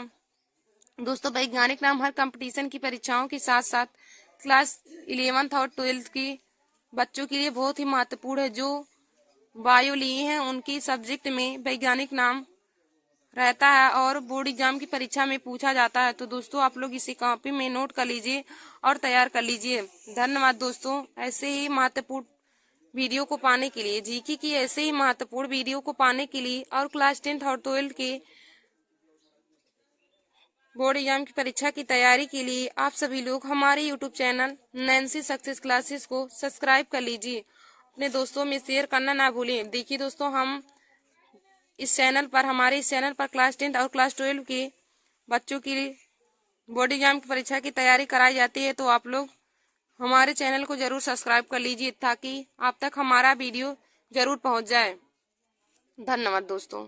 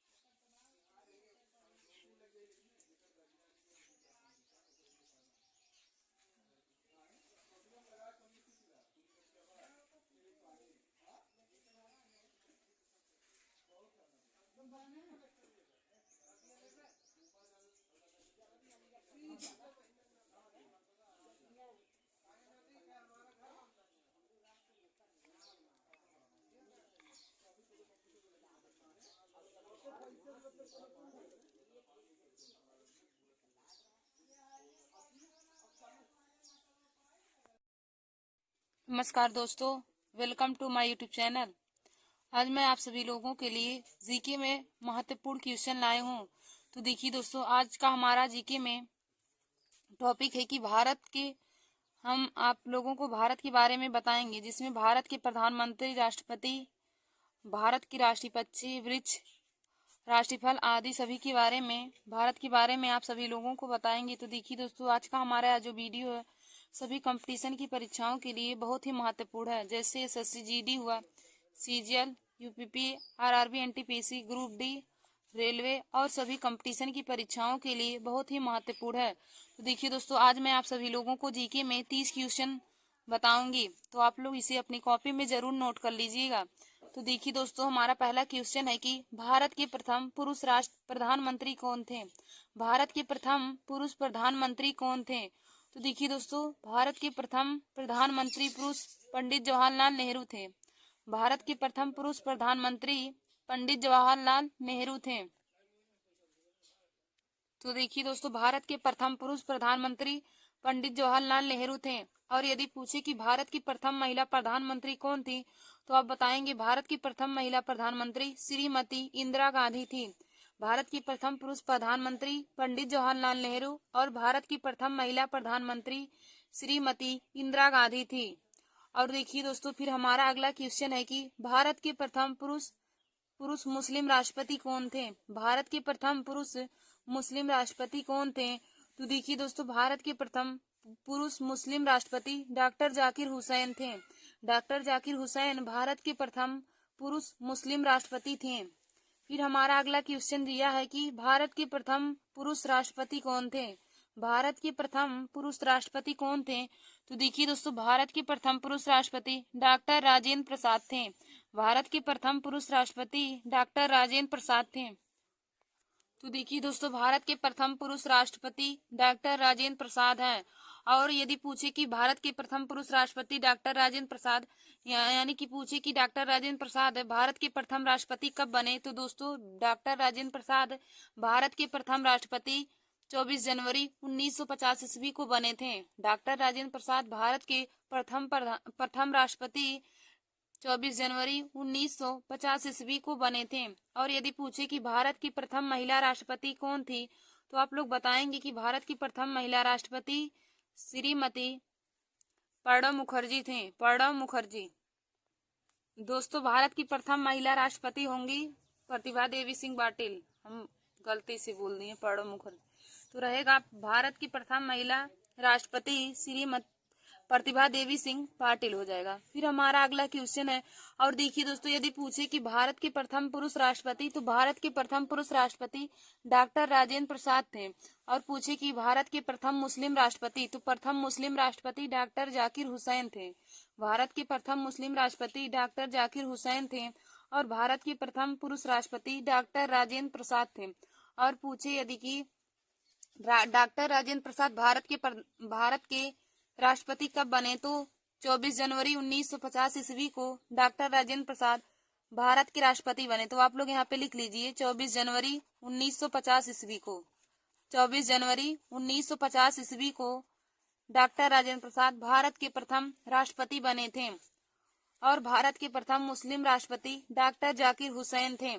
फिर देखिए दोस्तों, यदि पूछे कि भारत का राष्ट्रपति बनने के लिए उम्र कितनी होनी चाहिए, भारत का राष्ट्रपति बनने के लिए उम्र कितनी वर्ष होनी चाहिए, तो दोस्तों भारत का राष्ट्रपति बनने के लिए उम्र 35 वर्ष होना चाहिए। और यदि पूछे कि भारत का प्रधानमंत्री बनने के लिए उम्र कितनी वर्ष होना चाहिए, तो भारत का प्रधानमंत्री बनने के लिए उम्र 25 वर्ष होना चाहिए। और भारत का राष्ट्रपति बनने के लिए उम्र 35 वर्ष होना चाहिए। और यदि पूछे कि भारत के राष्ट्रपति के बारे में किस आर्टिकल में वर्णन किया गया है, तो देखिए दोस्तों, भारत के राष्ट्रपति के बारे में आर्टिकल 52 में वर्णन किया गया है। और यदि पूछे कि किस व्यक्ति के गाड़ी पर प्लेट नंबर नहीं होता, तो देखिए दोस्तों, राष्ट्रपति को ना ही कभी फांसी की सजा दी जाती है, ना ही इसकी गाड़ी पर नंबर होता है। फिर हमारा अगला क्वेश्चन है कि भारत के प्रथम पुरुष गृह मंत्री कौन थे। भारत के प्रथम पुरुष गृह मंत्री कौन थे, तो देखिए दोस्तों, भारत के प्रथम पुरुष गृह मंत्री सरदार वल्लभ भाई पटेल थे। सरदार वल्लभ भाई पटेल भारत के प्रथम गृह मंत्री थे। भारत के प्रथम गृह मंत्री सरदार वल्लभ भाई पटेल थे। फिर हमारा अगला क्वेश्चन दिया है, भारत की प्रथम महिला प्रधानमंत्री कौन थी। भारत की प्रथम महिला प्रधानमंत्री कौन थी, तो देखिए दोस्तों, भारत की प्रथम महिला प्रधानमंत्री श्रीमती इंदिरा गांधी थी। भारत की प्रथम महिला प्रधानमंत्री श्रीमती इंदिरा गांधी थी। फिर हमारा अगला क्वेश्चन दिया है कि भारत की प्रथम महिला राष्ट्रपति कौन थी। भारत की प्रथम महिला राष्ट्रपति कौन थी, तो देखिए दोस्तों, भारत की प्रथम महिला राष्ट्रपति प्रतिभा देवी सिंह पाटिल थी। भारत की प्रथम महिला राष्ट्रपति प्रतिभा देवी सिंह पाटिल थी। फिर हमारा अगला क्वेश्चन है कि भारत की प्रथम महिला मुख्यमंत्री कौन थी। भारत की प्रथम महिला मुख्यमंत्री कौन थी, तो दोस्तों, भारत की प्रथम महिला मुख्यमंत्री सुचेता कृपलानी थी। सुचेता कृपलानी भारत की प्रथम महिला मुख्यमंत्री थी। फिर हमारा अगला क्वेश्चन है कि भारत की प्रथम महिला राज्यपाल कौन थी। भारत की प्रथम महिला राज्यपाल कौन थी, तो दोस्तों, सरोजिनी नायडू भारत की प्रथम महिला राज्यपाल थी। फिर हमारा अगला क्वेश्चन है कि भारत की प्रथम महिला आईपीएस कौन थी। भारत की प्रथम महिला आईपीएस कौन थी, तो दोस्तों, भारत की प्रथम महिला आईपीएस किरण बेदी थी। भारत की प्रथम महिला आईपीएस किरण बेदी थी। और दोस्तों, यदि आईपीएस का फुल फॉर्म पूछे तो इसका फुल फॉर्म हो जाएगा इंडियन पुलिस सर्विस। आईपीएस का फुल फॉर्म हो जाएगा इंडियन पुलिस सर्विस। तो भारत की प्रथम महिला इंडियन पुलिस सर्विस यानी कि आईएएस किरण बेदी थी। फिर हमारा अगला क्वेश्चन है कि भारत की प्रथम महिला अंतरिक्ष यात्री कौन थी। भारत की प्रथम महिला अंतरिक्ष यात्री कौन थी, तो दोस्तों, भारत की प्रथम महिला अंतरिक्ष यात्री कल्पना चावला थी। और यदि पूछे कि भारत पर जाने वाला प्रथम पशु कौन था, तो लाइका। लाइका एक कुतिया थी जो प्रथम बार अंतरिक्ष पर गया था। तो और भारत की प्रथम महिला अंतरिक्ष यात्री पूछे तो आप लोग बताएंगे कल्पना चावला। भारत की प्रथम महिला अंतरिक्ष यात्री कल्पना चावला हो जाएगा। फिर देखिए दोस्तों, हमारा अगला क्वेश्चन है कि भारत का राष्ट्रीय पक्षी, भारत का राष्ट्रीय पक्षी क्या है, तो आप लोग बताएंगे भारत का राष्ट्रीय पक्षी मोर है। भारत का राष्ट्रीय पक्षी मोर है। फिर हमारा अगला क्वेश्चन है कि भारत का राष्ट्रीय वृक्ष क्या है। भारत का राष्ट्रीय वृक्ष क्या है, तो देखिए दोस्तों, भारत का राष्ट्रीय वृक्ष बरगद है। भारत का राष्ट्रीय वृक्ष बरगद है। और यदि पूछे कि उत्तर प्रदेश का राष्ट्रीय राजकीय वृक्ष क्या है, तो आप लोग बताएंगे उत्तर प्रदेश का राजकीय वृक्ष अशोक का पेड़ है। और यदि उत्तर प्रदेश का राजकीय पक्षी पूछे तो उत्तर प्रदेश का राजकीय पक्षी सारस है। फिर हमारा अगला क्वेश्चन है कि भारत की राष्ट्रीयता कैसी है। भारत की राष्ट्रीयता कैसी है, तो देखिए दोस्तों, भारत की राष्ट्रीयता भारतीय है। भारत की राष्ट्रीयता कैसी है, तो भारत की राष्ट्रीयता भारतीय है। फिर हमारा अगला क्वेश्चन है भारत का राष्ट्रीय फल क्या है। भारत का राष्ट्रीय फल क्या है, तो दोस्तों, भारत का राष्ट्रीय फल आम है। भारत का राष्ट्रीय फल आम है। यदि आम का वैज्ञानिक नाम पूछे तो आम का वैज्ञानिक नाम हो जाएगा मैग्नीफेरा इंडिका। आम का वैज्ञानिक नाम पूछे तो मैग्नीफेरा इंडिका हो जाएगा। और मोर का वैज्ञानिक नाम तो प्राओक्रिस्टेटस हो जाएगा। मोर का वैज्ञानिक नाम प्राओक्रिस्टेटस। और बरगद का हो जाएगा फाइकस बेंथालेंसिस। फिर देखिए दोस्तों, हमारा अगला क्वेश्चन है कि भारत की राष्ट्रीय भाषा क्या है। भारत की राष्ट्रीय भाषा क्या है, तो देखिए दोस्तों, भारत की राष्ट्रीय भाषा हिंदी है। भारत की राष्ट्रीय भाषा हिंदी है। फिर हमारा अगला क्वेश्चन है कि भारत का राष्ट्रीय गान क्या है। भारत का राष्ट्रीय गान क्या है, तो देखिए दोस्तों, भारत का राष्ट्रीय गान जनगण मन है। भारत का राष्ट्रीय गान जनगण मन है।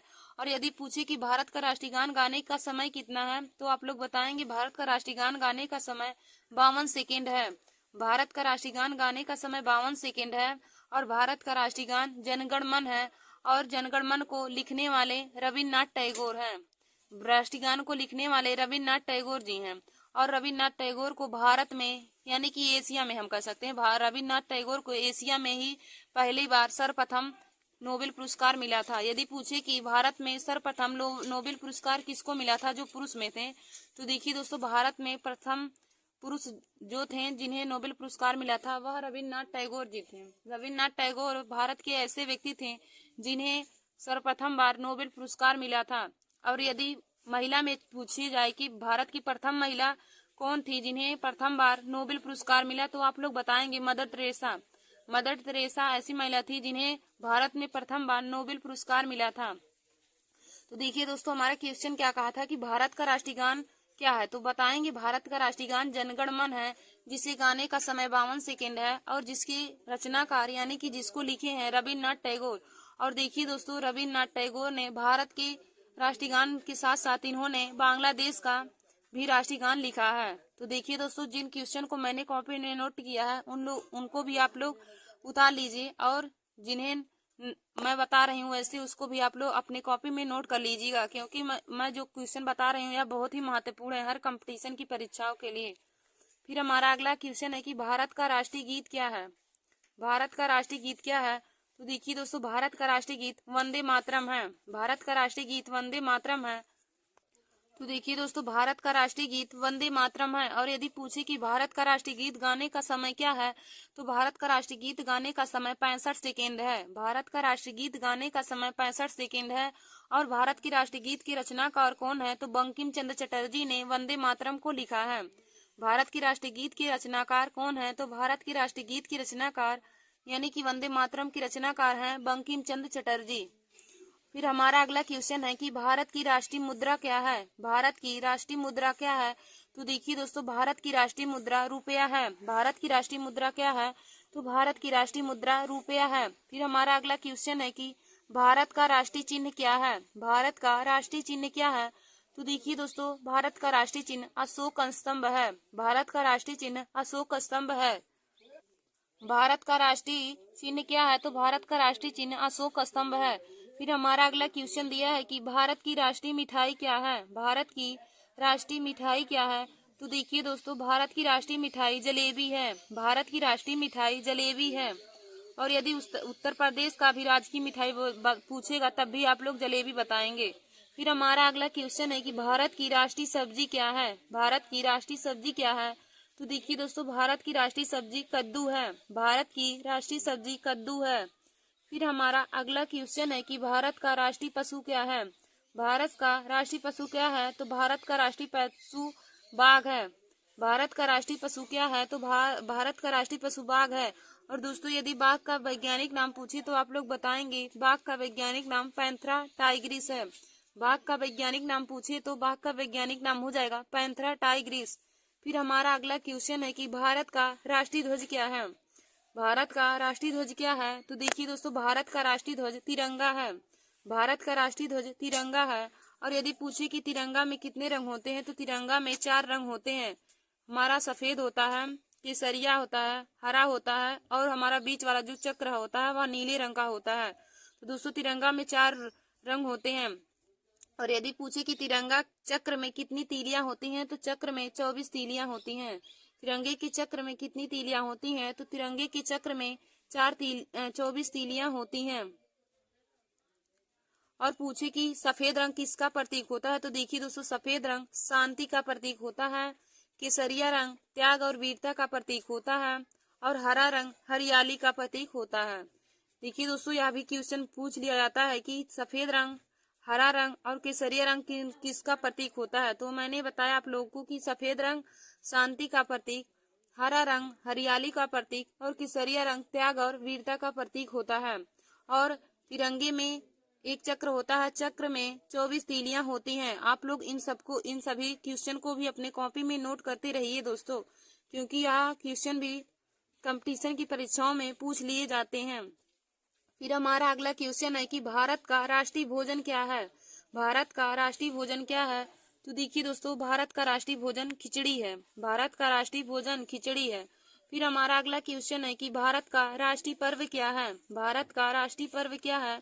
तो देखिए दोस्तों, भारत का राष्ट्रीय पर्व 15 अगस्त, 26 जनवरी और 2 अक्टूबर है। भारत का राष्ट्रीय पर्व 15 अगस्त, 26 जनवरी और 2 अक्टूबर है। देखिए दोस्तों, 15 अगस्त को हम स्वतंत्रता दिवस के रूप में मनाते हैं, क्योंकि इसी दिन हमारा देश भारत 15 अगस्त 1947 ईस्वी को आजाद हुआ था। तो 15 अगस्त स्वतंत्रता दिवस के रूप में मनाया जाता है। और 26 जनवरी गणतंत्र दिवस के रूप में मनाया जाता है।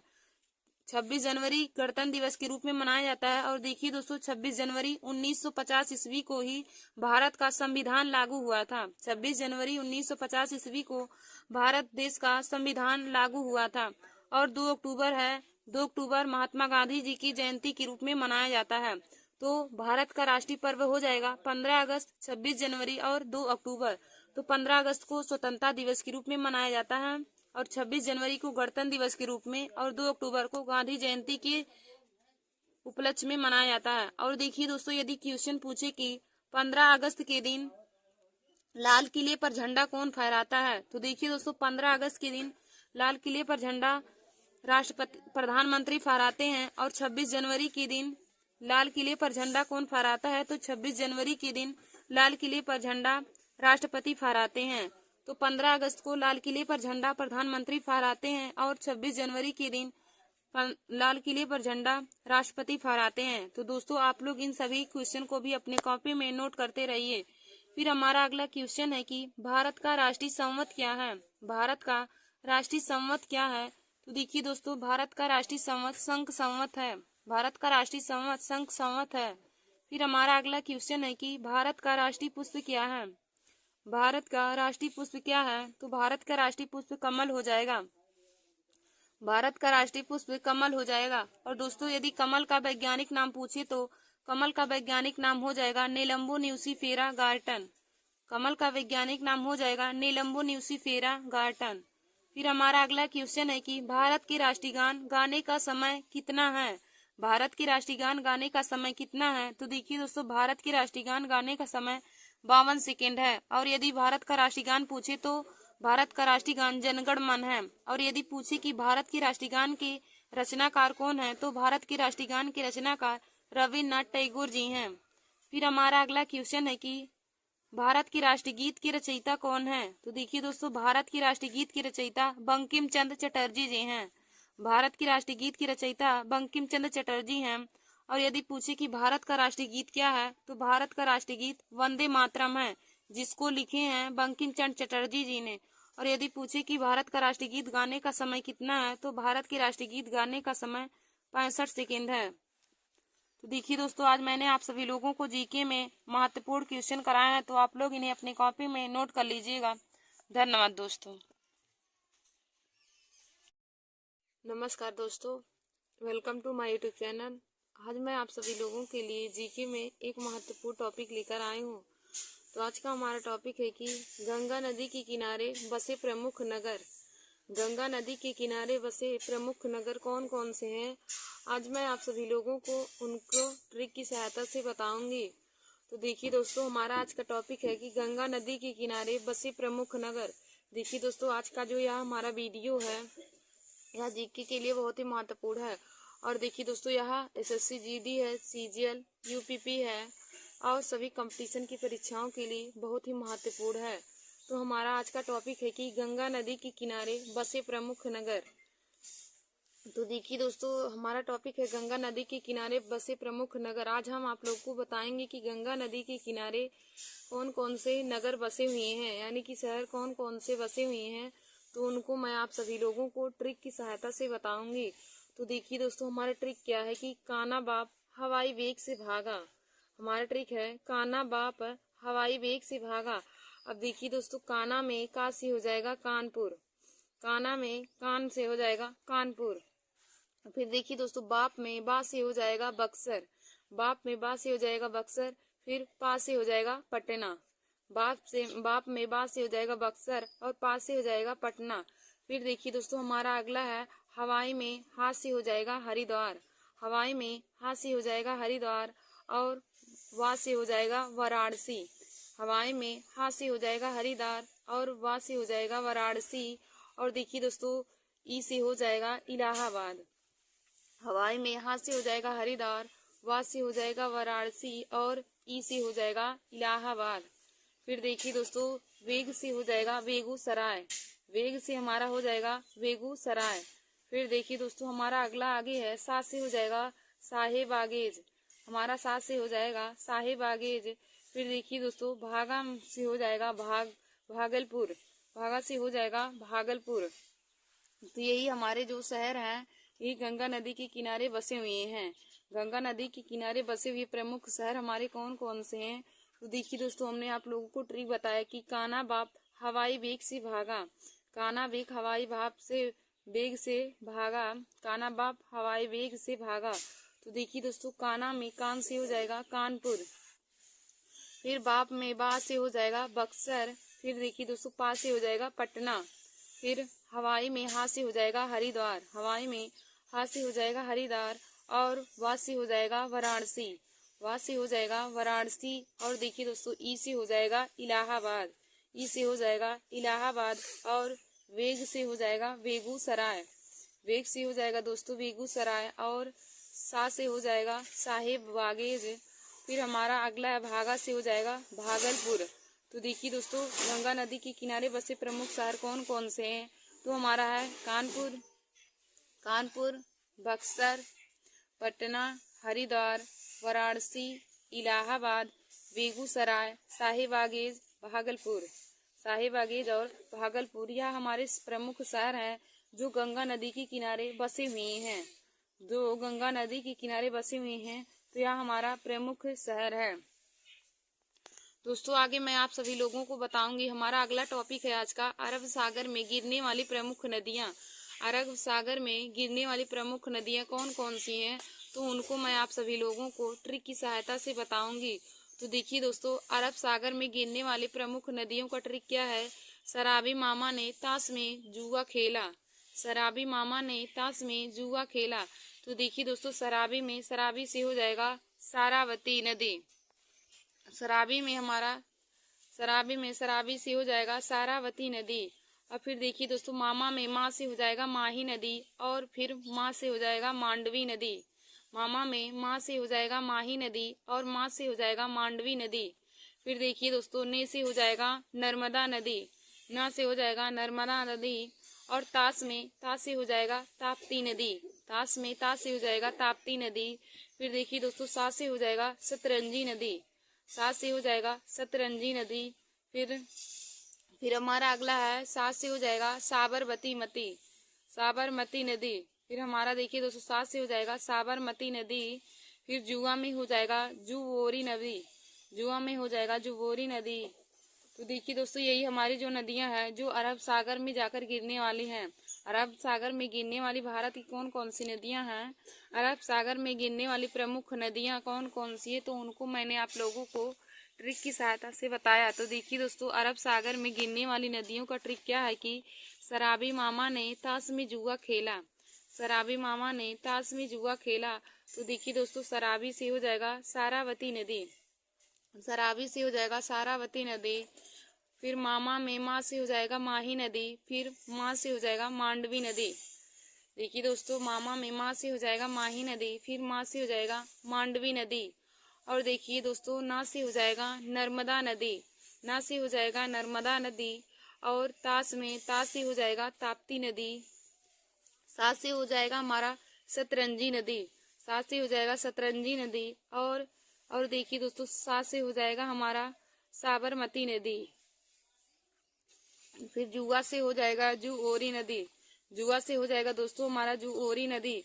तो यही हमारी नदियां हैं जो अरब सागर में जाकर गिरती हैं। तो कौन कौन सी है, नंबर 1 सारावती नदी, नंबर 2 माही नदी, नंबर 3 मांडवी नदी, नंबर 4 नर्मदा नदी, नंबर 5 ताप्ती नदी, नंबर 6 सतरंजी नदी, नंबर 7 साबरमती नदी, नंबर 8 जुओरी नदी। तो देखिए दोस्तों यही प्रमुख नदियां हैं जो अरब सागर में जाकर गिरती हैं। तो इसका ट्रिक है शराबी मामा ने ताश में जुआ खेला। फिर देखिए दोस्तों हमारा अगला टॉपिक है कि भारत का संविधान किन किन देशों से लिया गया है। भारत का संविधान किन किन देशों से लिया गया है उसको मैं आज आप लोगों को ट्रिक की सहायता से बताऊंगी।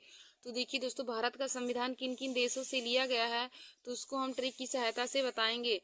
देखिए दोस्तों यदि पूछे कि भारत का संविधान कब बनकर तैयार हुआ था, भारत का संविधान पूर्ण रूप से बनकर कब तैयार हुआ, तो देखिए दोस्तों भारत का संविधान पूर्ण रूप से 26 नवंबर 1949 ईस्वी को बनकर तैयार हुआ। भारत का संविधान पूर्ण रूप से 26 नवंबर 1949 ईस्वी को बनकर तैयार हुआ। और यदि पूछे कि भारत का संविधान पूर्ण रूप से लागू कब हुआ तो आप लोग बताएंगे कि भारत का संविधान पूर्ण रूप से लागू 26 जनवरी 1950 ईस्वी को हुआ था। और पूछे कि भारत का संविधान कितनी भाषाओं में लिखा गया है तो भारत का संविधान 2 भाषाओं में लिखा है, नंबर 1 हिंदी, नंबर 2 अंग्रेजी। भारत का संविधान 2 भाषाओं में लिखा गया है, नंबर 1 हिंदी और नंबर 2 अंग्रेजी। और पूछे कि भारत के संविधान के निर्माण में कुल कितना समय लगा तो आप लोग बताएंगे भारत के संविधान के निर्माण में 2 वर्ष 11 माह और 18 दिन का समय लगा था। 2 वर्ष 11 माह 18 दिन का समय लगा था। भारत के संविधान के निर्माण में लगा समय 2 वर्ष 11 माह 18 दिन लगा था। और यदि पूछे कि संविधान के निर्माण में कुल कितना खर्च लगा था तो दोस्तों 63,96,729 रुपए संविधान के खर्च में लगा था। तो देखिए दोस्तों आज का हमारा अगला टॉपिक है कि भारत का संविधान किन किन देशों से लिया गया है। तो देखिए दोस्तों भारत का संविधान किन किन देशों से लिया गया है इसका ट्रिक हो जाएगा आबिद आज रुक जा अमेरिका, आबिद आज रुक जा अमेरिका। अब देखिए दोस्तों आबिद में आ से हो जाएगा आयरलैंड, आबिद में आ से हो जाएगा आयरलैंड, बी से हो जाएगा ब्रिटेन, दा से हो जाएगा दक्षिण अमेरिका। आबिद में बड़ा आ से हो जाएगा आयरलैंड, बी से हो जाएगा ब्रिटेन, दा से हो जाएगा दक्षिण अमेरिका। अब देखिए दोस्तों आगे हमारा है आज में आ से हो जाएगा ऑस्ट्रेलिया, आज में बड़ा आ से हो जाएगा ऑस्ट्रेलिया, जा से हमारा हो जाएगा जर्मनी। फिर देखिए दोस्तों रुक में रू से हो जाएगा रूस, रुक में रू से हो जाएगा रूस और का से हो जाएगा कनाडा, रुक में रू से हो जाएगा रूस और का से हो जाएगा कनाडा। फिर देखिए दोस्तों जा से हो जाएगा जापान, जा से हो जाएगा जापान। फिर अमेरिका से हो जाएगा अमेरिका, फिर अमेरिका से हो जाएगा अमेरिका। तो यही हमारे देश हैं, यही हमारे प्रमुख देश हैं जिन देशों से हमारा भारत के संविधान के निर्माण में सहायता मिली है, भारत के संविधान के निर्माण में सहायता मिली है। तो यही हमारे देश हैं।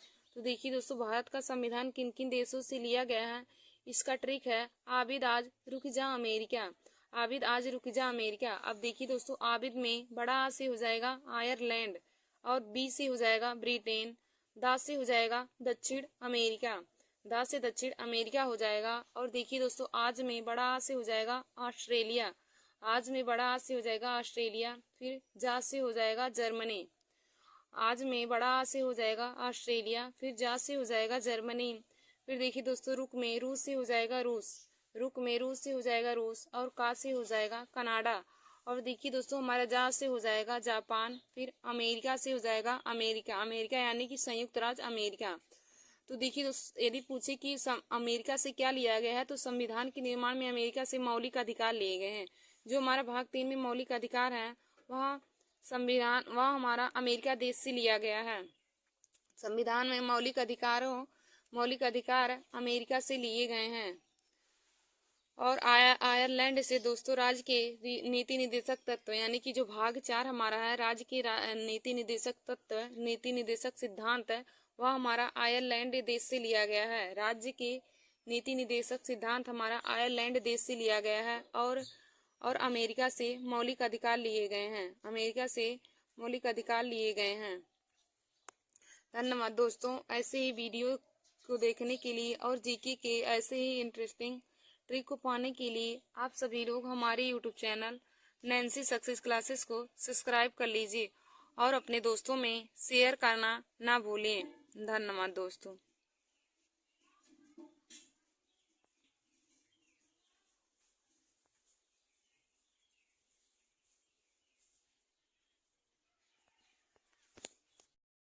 नमस्कार दोस्तों, welcome to my YouTube channel Nancy Success classes.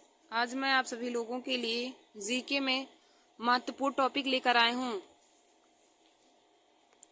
तो देखिए दोस्तों आज का हमारा टॉपिक है कि आज मैं आप सभी लोगों को पूर्व एवं पश्चिम की ओर बहने वाली प्रमुख नदियों को ट्रिक की सहायता से बताऊंगी। आज का हमारा टॉपिक है कि पूर्व की ओर बहने वाली प्रमुख नदियां तथा पश्चिम की ओर बहने वाली नदियां। तो दोस्तों मैं आप लोगों को पूर्व तथा पश्चिम की ओर बहने वाली दोनों नदियों को ट्रिक की सहायता से बताऊंगी कि पूर्व की ओर कौन कौन सी नदी बहती है तथा पश्चिम की ओर कौन कौन सी नदी बहती है। तो देखिए दोस्तों आज का हमारा यह वीडियो सभी कंपटीशन की परीक्षाओं के लिए बहुत ही महत्वपूर्ण है।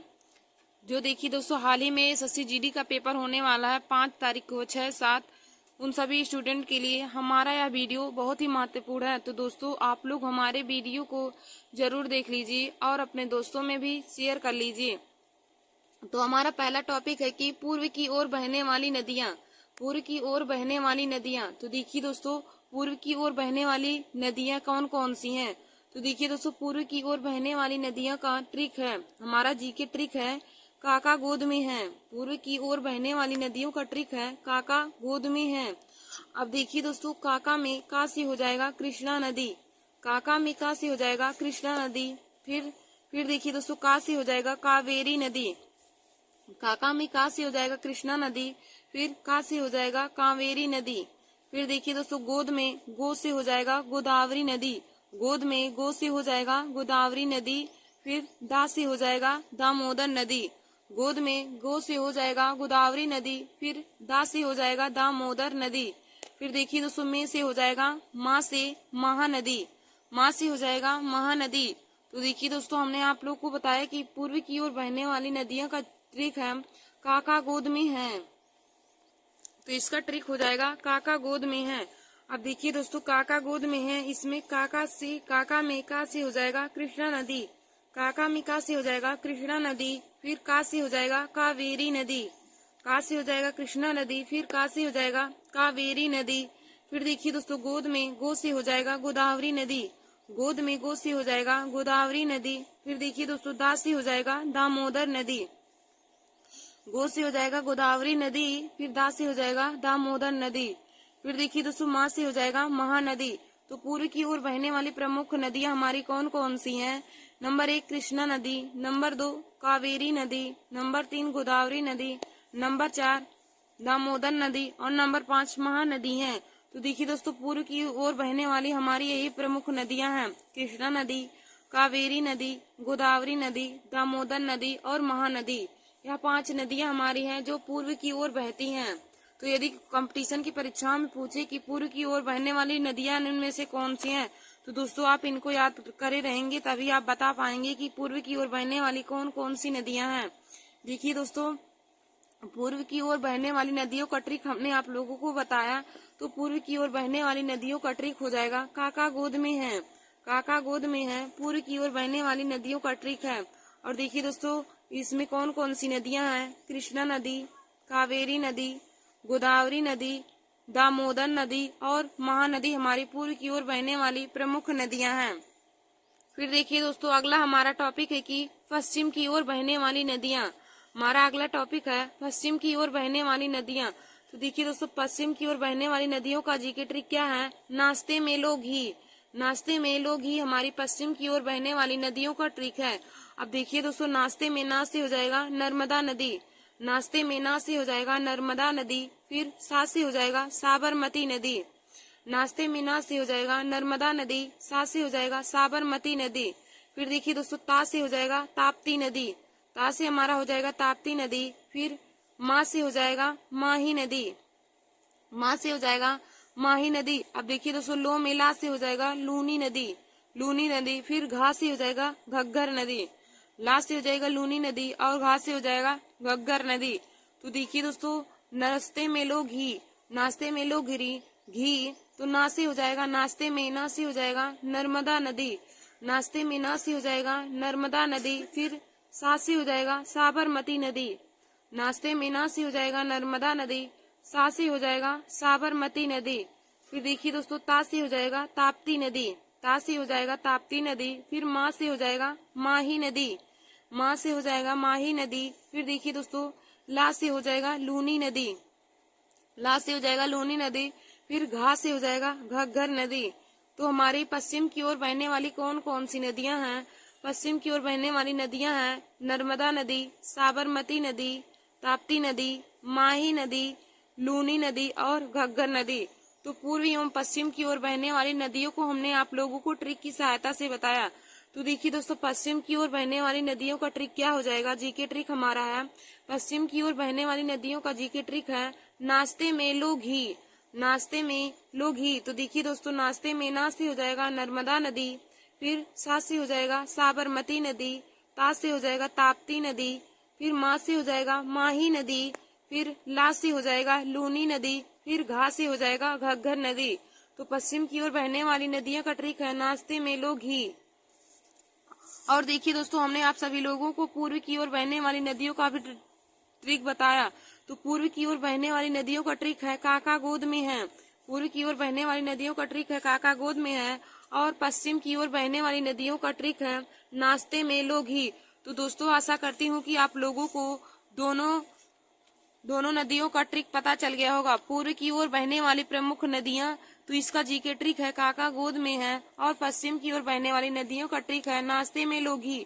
तो दोस्तों, आप दोनों ट्रिक को अपनी कॉपी में जरूर नोट कर लीजिए, क्योंकि ऐसे ही ट्रिक की सहायता से आप बहुत ही आसानी तरीके से सभी नदियों को याद कर सकते हैं। और देखिए दोस्तों, यह जो जीके का ट्रिक है यह हर कंपटीशन की परीक्षाओं में पूछा जाता है। पूर्व एवं पश्चिम की ओर बहने वाली नदियां कंपटीशन की परीक्षाओं में पूछे जाते हैं।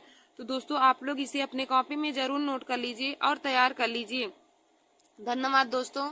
ऐसे ही जीके के महत्वपूर्ण ट्रिक को पाने के लिए और जीके के क्वेश्चन को पाने के लिए आप सभी लोग हमारे YouTube channel Nancy Success classes को सब्सक्राइब कर लीजिए और अपने दोस्तों में शेयर करना ना भूलिए। धन्यवाद दोस्तों।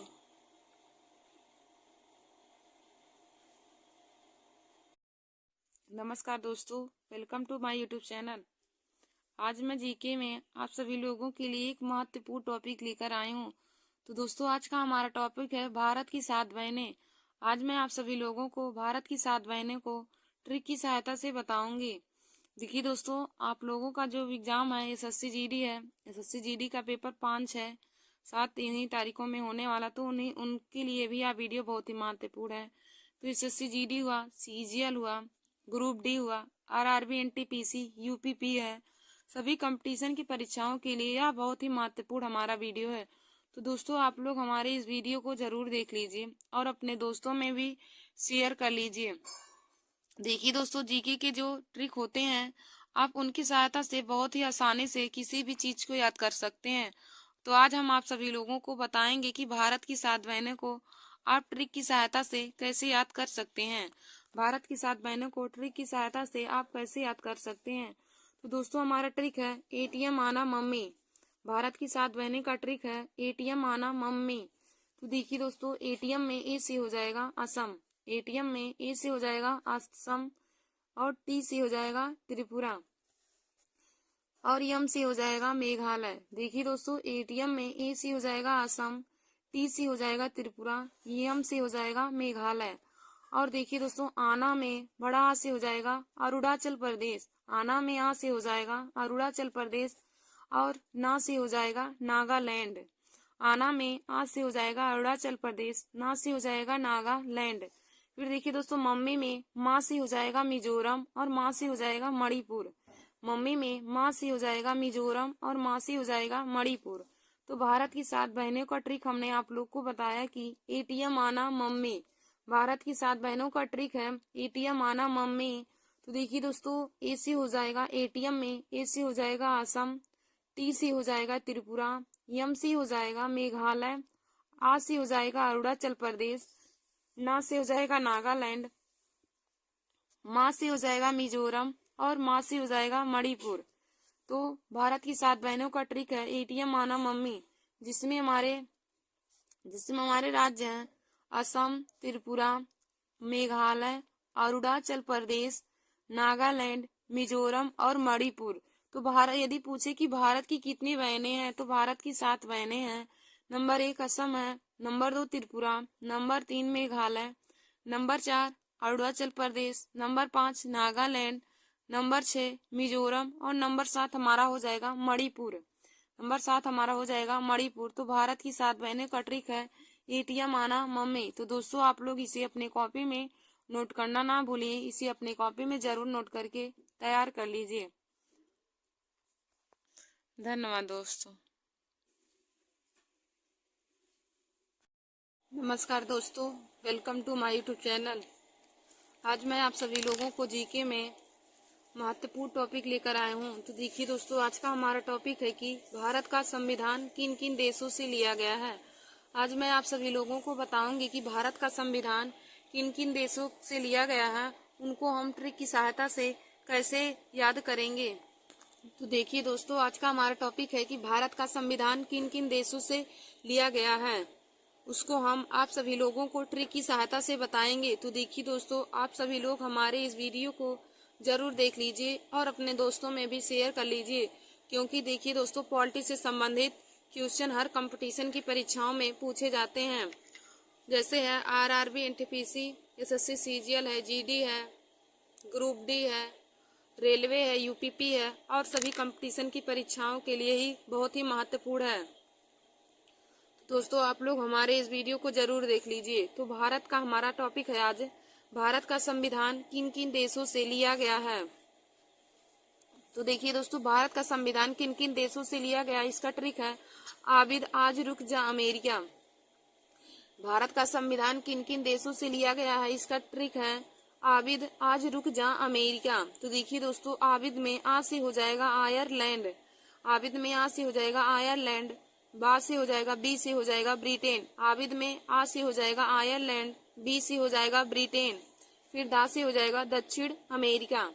देखिए दोस्तों, आबिद में बड़ा आ से हो जाएगा आयरलैंड, बड़ा आ से हो जाएगा आयरलैंड, और बी से हो जाएगा ब्रिटेन, दा से हो जाएगा दक्षिण अमेरिका। फिर आज में बड़ा आ से हो जाएगा ऑस्ट्रेलिया, आज में बड़ा आ से हो जाएगा ऑस्ट्रेलिया, जा से हो जाएगा जर्मनी। फिर हमारा देखिए रुक है, तो रुक में रूस से हो जाएगा रूस, और का से हो जाएगा कनाडा। देखिए दोस्तों, रुक में रूस से हो जाएगा रूस, और का से हो जाएगा कनाडा। फिर हमारा जा है, तो जा से हो जाएगा जापान। फिर अमेरिका है, तो अमेरिका से अमेरिका हो जाएगा। तो देखिए दोस्तों, इन्हीं सभी देशों से भारत का संविधान लिया गया है। भारत का संविधान यदि पूछे कि किन किन देशों से लिया गया है, तो भारत का संविधान इन्हीं सभी देशों से लिया गया है। तो हमने आप लोगों को बताया कि भारत का संविधान किन किन देशों से लिया गया है। इसका ट्रिक है आबिद आज रुक जा अमेरिका, आबिद आज रुक जा अमेरिका। देखिए दोस्तों, आबिद में बड़ा आ से हो जाएगा आयरलैंड, आबिद में बड़ा आ से हो जाएगा आयरलैंड, बी से हो जाएगा ब्रिटेन, दा से हो जाएगा दक्षिण अमेरिका। दा से हो जाएगा दक्षिण अमेरिका। फिर आ से हो जाएगा आज में, बड़ा आ से हो जाएगा ऑस्ट्रेलिया। आज में बड़ा आ से हो जाएगा ऑस्ट्रेलिया। फिर जा से हो जाएगा जर्मनी। आज में बड़ा आ से हो जाएगा ऑस्ट्रेलिया। फिर जा से हो जाएगा जर्मनी। फिर देखिए दोस्तों, रुक में रू से हो जाएगा रूस। रुक में रू से हो जाएगा रूस। फिर का से हो जाएगा कनाडा। रुक में रू से हो जाएगा रूस, का से हो जाएगा कनाडा। फिर देखिए दोस्तों, जा से हो जाएगा जापान। जा से जापान हो जाएगा।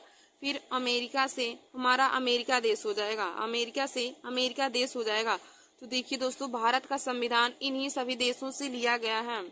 तो हमारा जीके का ट्रिक है आबिद आज रुक जा अमेरिका। देखिए दोस्तों, आप इसी ट्रिक को याद करके भारत की संविधान किन किन देशों से लिया गया है उसको आप आसानी से याद रख सकते हैं।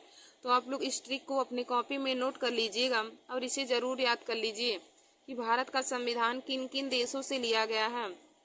तो इसका ट्रिक है आबिद आज रुक जा अमेरिका। देखिए दोस्तों, भारत का संविधान 9 देशों से लिया गया है। 9 देशों से लिया गया है और उसका ट्रिक मैंने आप लोगों को बता दिया है। आबिद आज रुक जा अमेरिका। आबिद आज रुक जा अमेरिका। तो देखिए दोस्तों, भारत का संविधान जो है 9 देशों से लिया गया है। वह कौन कौन सा देश है? तो हमारा पहला है आयरलैंड, दूसरा है ब्रिटेन, तीसरा है दक्षिण अमेरिका। पहला आयरलैंड है, दूसरा ब्रिटेन है, तीसरा दक्षिण अमेरिका है। फिर हमारा चौथा ऑस्ट्रेलिया है, पांचवा जर्मनी है, छठवां रूस है, सातवां कनाडा है, आठवां जापान है, नौवां अमेरिका है। देखिए दोस्तों, भारत का संविधान किन किन देशों से लिया गया है? ऑस्ट्रेलिया, ब्रिटेन, दक्षिण अमेरिका, आयरलैंड है, सॉरी गलती से हो गया, आयरलैंड, ब्रिटेन, दक्षिण अमेरिका, ऑस्ट्रेलिया, जर्मनी, रूस, कनाडा, जापान और अमेरिका हो जाएगा। अमेरिका वही संयुक्त राज्य अमेरिका होता है। तो देखिए दोस्तों, इन्हीं 9 देशों से भारत का संविधान इन्हीं 9 देशों से लिया गया है। और यदि दोस्तों पूछे कि भारत का संविधान किन भाषाओं में लिखा गया है, तो भारत का संविधान 2 भाषाओं में लिखा गया है, हिंदी और अंग्रेजी। भारत का संविधान हिंदी और अंग्रेजी 2 भाषाओं में लिखा गया है। और पूछे कि भारतीय संविधान के पिता कौन माने जाते हैं, तो डॉक्टर भीमराव अंबेडकर भारतीय संविधान के पिता माने जाते हैं। भारतीय संविधान के पिता डॉक्टर भीमराव अंबेडकर माने जाते हैं। दोस्तों, मैंने आप सभी लोगों को संविधान से संबंधित पॉलिटी में बहुत ही महत्वपूर्ण क्वेश्चन करा दिए हैं। तो आप लोग हमारे उस वीडियो को जाकर देख लीजिए। हमने जो संविधान पे वीडियो बनाया है तो उसको आप लोग जरूर देख लीजिए, क्योंकि वह हर कंपटीशन की परीक्षाओं के लिए बहुत ही महत्वपूर्ण है। और देखिए दोस्तों, तो यदि पूछे कि भारत का संविधान पूर्ण रूप से कब बनकर तैयार हुआ था, तो भारत का संविधान पूर्ण रूप से बनकर तैयार 26 नवंबर 1949 ईस्वी को हुआ था। भारत का संविधान पूर्ण रूप से बनकर तैयार 26 नवंबर 1949 ईस्वी को हुआ था। और यदि पूछे कि भारत का संविधान पूर्ण रूप से लागू कब हुआ, तो भारत का संविधान पूर्ण रूप से लागू 26 जनवरी 1950 ईस्वी को हुआ था। भारत का संविधान पूर्ण रूप से लागू 26 जनवरी 1950 ईस्वी को हुआ था। और भारत का संविधान कितने देशों से मिलकर बना है? तो देखिए दोस्तों, भारत का संविधान 9 देशों से मिलकर बना है। इसका हमने आप लोगों को ट्रिक बताया है आबिद आज रुक जा अमेरिका। हमारा ट्रिक है आबिद आज रुक जा अमेरिका।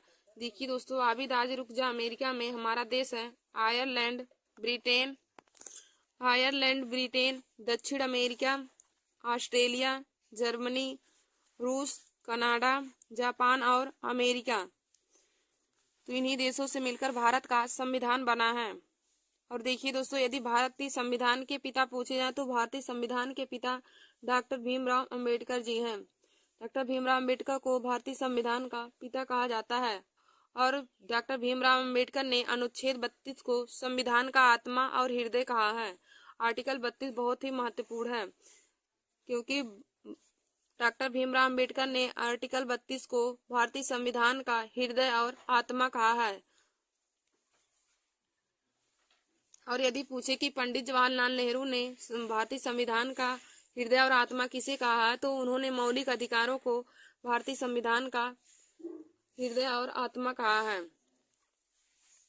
दोस्तों, आज मैंने आप सभी लोगों को भारत का संविधान किन किन देशों से मिलकर बना हुआ है या किन किन देशों से लिया गया है, भारत का संविधान किन किन देशों से लिया गया है, उसको आप लोगों को ट्रिक की सहायता से बता दिया है। तो उसका ट्रिक था, देखिए दोस्तों, आबिद आज रुक जा अमेरिका, जिसमें हमारा 9 देश है। 9 देशों से लिया गया है आयरलैंड, ब्रिटेन, दक्षिण अमेरिका, ऑस्ट्रेलिया, जर्मनी, रूस, कनाडा, जापान और संयुक्त राज्य अमेरिका।